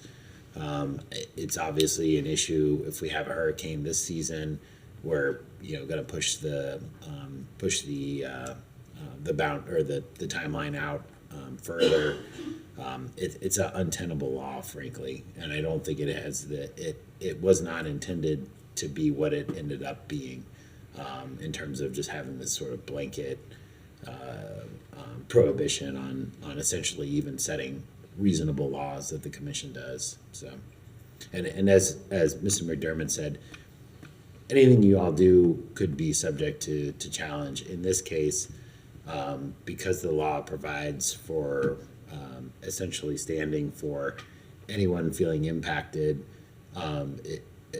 any suit that we would have to defend, we would need to be on very strong legal grounds, or at least have a very strong argument to be able to prevail. Sorry to dominate so much time, colleagues. It sounded like high risk and high challenge and high potential fees. With those would indicate to me that whether we draft the ordinance or not, we would certainly build in the process that it is not implemented until, until challenges or law, the ones that we can reasonably anticipate are resolved, including the feedback we've already gotten from the state. Thank you, Mr. Mayor. Thank you, Commissioner Book. Commissioner Engel. I have got to say that I, for one, am shocked that the state legislature passed a poorly thought out law that's had a lot of unintended consequences. Be that as may, I'd like to make a motion to pass staff recommendation, do as much prep on this as we can, and hold off on that until such time as it makes sense to move forward from our legal department. When you say hold off on that, what do you Let me draft the ordinance, and then I believe staff recommendation originally talked about coming back for first and second reading was on the thing, but I didn't want to include that. I just wanted to be clear about that. Yeah. As part of the motion. So. Second. Okay, I think Commissioner Duckenwalker already had that. Okay, Commissioner Eastman, then Commissioner Willets, then I'll have something to say, and then we'll go to the public. All right, Commissioner Eastman. Yeah, thank you. I'm glad that we're, I'm glad that we got around to Senate Bill 180 because it's been kind of hanging over this whole thing. I do just want to go back to mobility fees as a whole. Just talk big picture about what we're passing here, and then, we can get to the sort of legal. Well, first of all, I will say that I feel very strongly that our staff is not going to put us in a position where we're going to be legally liable or challenged on some of these, that it's going to go through a full review. So yeah, passing what we have here, makes sense to me in terms of all the policies, and it can be tweaked in the future. I'll say that the current structure as we have with the TNPA zones is a bad one. The current system is quite poor. It's an outdated system, and if you look on the map, we have exempted huge swaths of the city from paying into the transportation system that people that are coming into our community or people that are building in our community would be paying. If you look at it, it's all the developments along Archer Road would have been paying into this for years. Lots of the developments that are right across from the University of Florida would be paying into a transportation system that grows our entire community as a whole. And that's why it is standard across most every other city that you would have a fee that would pay into this, that is standard, that is structured, that developers can rely on each and every time that they are coming through. I'm hopeful that we can get, I really like us tweaking all the policy language, and I kind of like having a little bit more time because I'd like to be able to sit down and pick your brain about this more. But having the system as it currently stands has meant that we have that our ability to fund the transportation that we need for 10, 20, 30, 40 years is severely hampered within our community, and it's because we just haven't touched this in a long time. I think my very first meeting with the transportation department, with Debbie, it was you mentioned how poor our TMPA system was. So thank you to our entire transportation department for all the hard work that you guys have put on, probably long before I ever come on, but I knew that this was a top priority of yours right as soon as I came in, and that, and when I said we need money for transportation, that transportation is economic development. Transportation is what makes, it's getting from point A to point B is a central part of what the city does. And as you pointed out to me, it costs money, and the system that we have currently is lacking severely. And so hopefully we can get to something good on this that will protect our local small businesses. I like the way that we have that structured. Will protect affordable housing, do a lot of the more common sense approaches to this but also get us to a point where we are funding our transportation in the future. So thank you, Mr. Mayor. Thank you, Commissioner Eastman. Commissioner Willets. Thank you, Mr. Mayor. And just for people who haven't looked at the map, I want to clarify, some of the stuff down Southwest Archer has been paying, just not east of 34th Street that has been in Zone A. So the Bartram, for example, would have been in Zone A. But past 34th, parts of Butler Plaza have paid. Just want to clarify. Sometimes we think Archer Road starts at 34th, right? With to be specific. I thought I had a note here pulled up. I had similar, just real rough questions about the Senate Bill 180.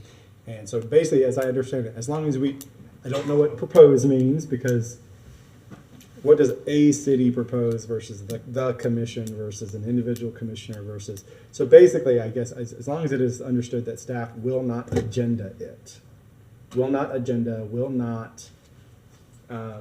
this is an ordinance that has to be notified, will not agenda, will not notify. Is that the understanding of what we mean by don't go forward? You know, but do the work, but just don't go forward?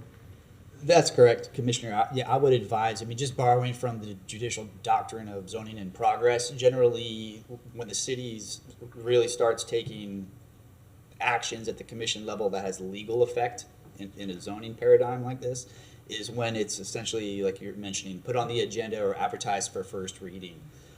So everything short of that, I think, is defensible, but that's not proposing. But I would just hold off on doing exactly what you said. And that includes hearing, not scheduled for plan board to hear as well. Ideally, correct. Yes. No plan board, no city commission, no GPC to hear it. Because if it went to plan board, it would also have to be notified for the plan board to hear it. That's right. Or is it going to come directly to us? It comes directly to. Okay. The ordinance goes straight to the commission, but the matter is given an advisory opinion by the plan board. So, but in this case, because we've done all of this, we've had our consultant work, that has been their advisory up to this point. And then this would be a ordinance that just comes directly to us. That's correct. Cycle back. That's right. And so because of that, I think the cutoff date would be just to not agenda or advertise for first reading prior to the deadline. Okay, and sometimes we do have like ordinances that are fully fleshed out when they go to the plan board. Updates to the comp plan, you know, like it's kind of all laid out. But in this case, we went early with plan board. Okay, perfect. As long as I understand that, I don't want to get in trouble with the state. Yeah, okay. I think that's all I have. But I appreciate staff, and I do think getting some of this work done now while it is fresh, even if it's a year later, next legislative session, I would suspect that it's better to do it now. We've already spent consultant money. I do have a question about whether this is, because do we have to do it every 4 years, the study or whatever?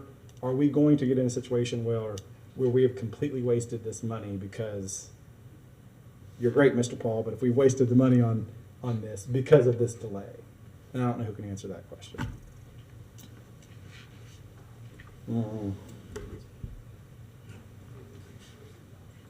I believe you're asking about the requirement to update it every 4 years. So yeah, because that's in my mind. I have 27, right. October 27 in my mind because of can't do it. Yeah. But then I have, well, if we did it right now, we'd need to be coming back in 2029 to study anyways. No, because we haven't adopted it. So that that 4 year clock would start from the adoption. We haven't actually from the adoption, not from the initial data gathering or whatnot. Correct. Yes. That helps me understand a little bit, so that less chance that we're going to be wasting money in all of this. So I do like the idea of getting kind of the work done now while it is fresh. Thank you, Mr. Mayor. Thank you, Commissioner Willetts. Mr. Manager. I just wanted to mention that if you remember, I think Senate Bill 180 fix was actually on our legislative priorities as well. And I expect will continue to be on our legislative priorities for the next session. Thank you, Mr. Manager. So it's not just on our priority list, it's going to be on the priority list of every city, every county that has a priority list for the legislature. Clearly, it's not something we could take full action on until after, I would describe this as a glitch bill, because that lets it off easy. Sloppy legislation got passed. That's not a glitch. It went through, and there are mistakes in it. When and if some folks get elected who are willing to say, hey, everything the legislature does is not perfect, and sometimes mistakes are made and we need to fix those mistakes, and there is potential to do that in November, then cities across Florida serving the people, the 24 million people of Florida, can start catching up on some of these things, like Senate Bill 180, and everything that flows downhill from that. And if we don't say those things out loud, then there's less likelihood of those things happening. So just saying, oh, there's a glitch bill. We don't need to use coded language about it. We need to talk about what's going on here. A law got passed that is deficient. It doesn't make sense. A whole lot of cities and counties are lobbying to try to get that fixed. There are a whole lot of legislatures who would like to get it fixed, but it didn't make it to the floor of one of the houses. That's where we are. Hopefully, that changes a little bit going forward. I think it is incumbent upon us to be prepared when that happens to start fixing things on our side when and if that ever happens. And the best way to do that is to get the ordinance ready to be noticed and considered. Obviously, we don't want to notice it or consider it until it is legal to do so. But we can do everything, we can get the discussion all out of the way. We can have this prepared and ready to do business in a business-like manner. And that's what I think this motion does. So I support this. Commissioner Book, and then we'll ask for public comment, although I think everybody here works for the city. So, Commissioner Book. There's no public comment, I take it? Well, I have to ask for it in a minute, but go ahead. Okay. I do think being prepared for best practices is a good practice of the city. There's no doubt about that. And I think consolidating essentially what we call as impact fees, or what's most known as impact fees, into one way that prepares builders to know what's on the table in advance that's a good concept as a whole. So again, our preparation for that is good. Looking and understanding this one backup item, the percentages of increase, if this ever did go forward, whether it's October 2027 or beyond, there's a gigantic range between the impact to potential development. It's large, all the way from a negative, so something that's lower, but to percentages that are pretty astronomical. So probably a discussion later on will be how those fees or increases can be closer to cost neutrality as it relates to increase. And part of the way you do that is building in incremental increase. So if it ever goes forward, a 4-year phasing in plan or some type of phasing in plan is good. From a legal perspective, this is clearly one that's big on the Florida League of Cities radar, and perhaps they'll have insight in real time over the next few months while we're waiting to see what the challenges may be. Thank you. Great. Thank you, Commissioner Book. Madam Clerk, is there any public comment? There is no public comment. That is shocking to me. All right. Thank you, Madam Clerk. I see it for the lights. All in favor, please say aye. Aye. Any opposed? All right, that passes unanimously. Madam Clerk. Mr. Mayor, we have member comment. Commissioner Willits. Thank you, Mr. Mayor. I will just say I'm excited about the City Hall Plaza opening soon in the future, May 8th, it sounds like. Tentatively, I'm sure that will be fleshed out in the next couple of days. But I'll tell you that I'm really excited about our historic marker of the rainbow bricks. I put it out on social media. People are very excited. It has been shared all over Florida, probably in different portions of the United States, because they saw what my I think it was South Beach did, and I think people were waiting for it. So I want to thank my colleagues. People in the community have been a little wondering what was going on with it. We knew that there was some sort of work, but city staff, I think, really has. I think everyone's going to be very impressed. It makes a lot of sense. It looks great. It's history. It's not perfect because a crosswalk on 80-year-old and 100-year-old bricks that gets driven over is not perfect. But I will say that there are a lot of members of our community and the LGBT community that is really excited. And if they haven't thanked you yet, they will be thanking you for sticking with it and keeping that little part of history as part of our larger plaza. Because the plaza is just like full of history. By the time you go look at all the markers and the MLK Garden and this installation, you realize it's just full of history. So I want to say thank you to my colleagues and thank you from a large part of the community who is really excited to have that little piece of our history back and ensconced on City Hall Plaza. Thank y'all. Very good. Thank you, Commissioner Willits. That is exciting. That's May 8th at 10 a.m. So we're looking forward to that. I see no further lights. All righty. Thank you all for your time and attention. We are adjourned.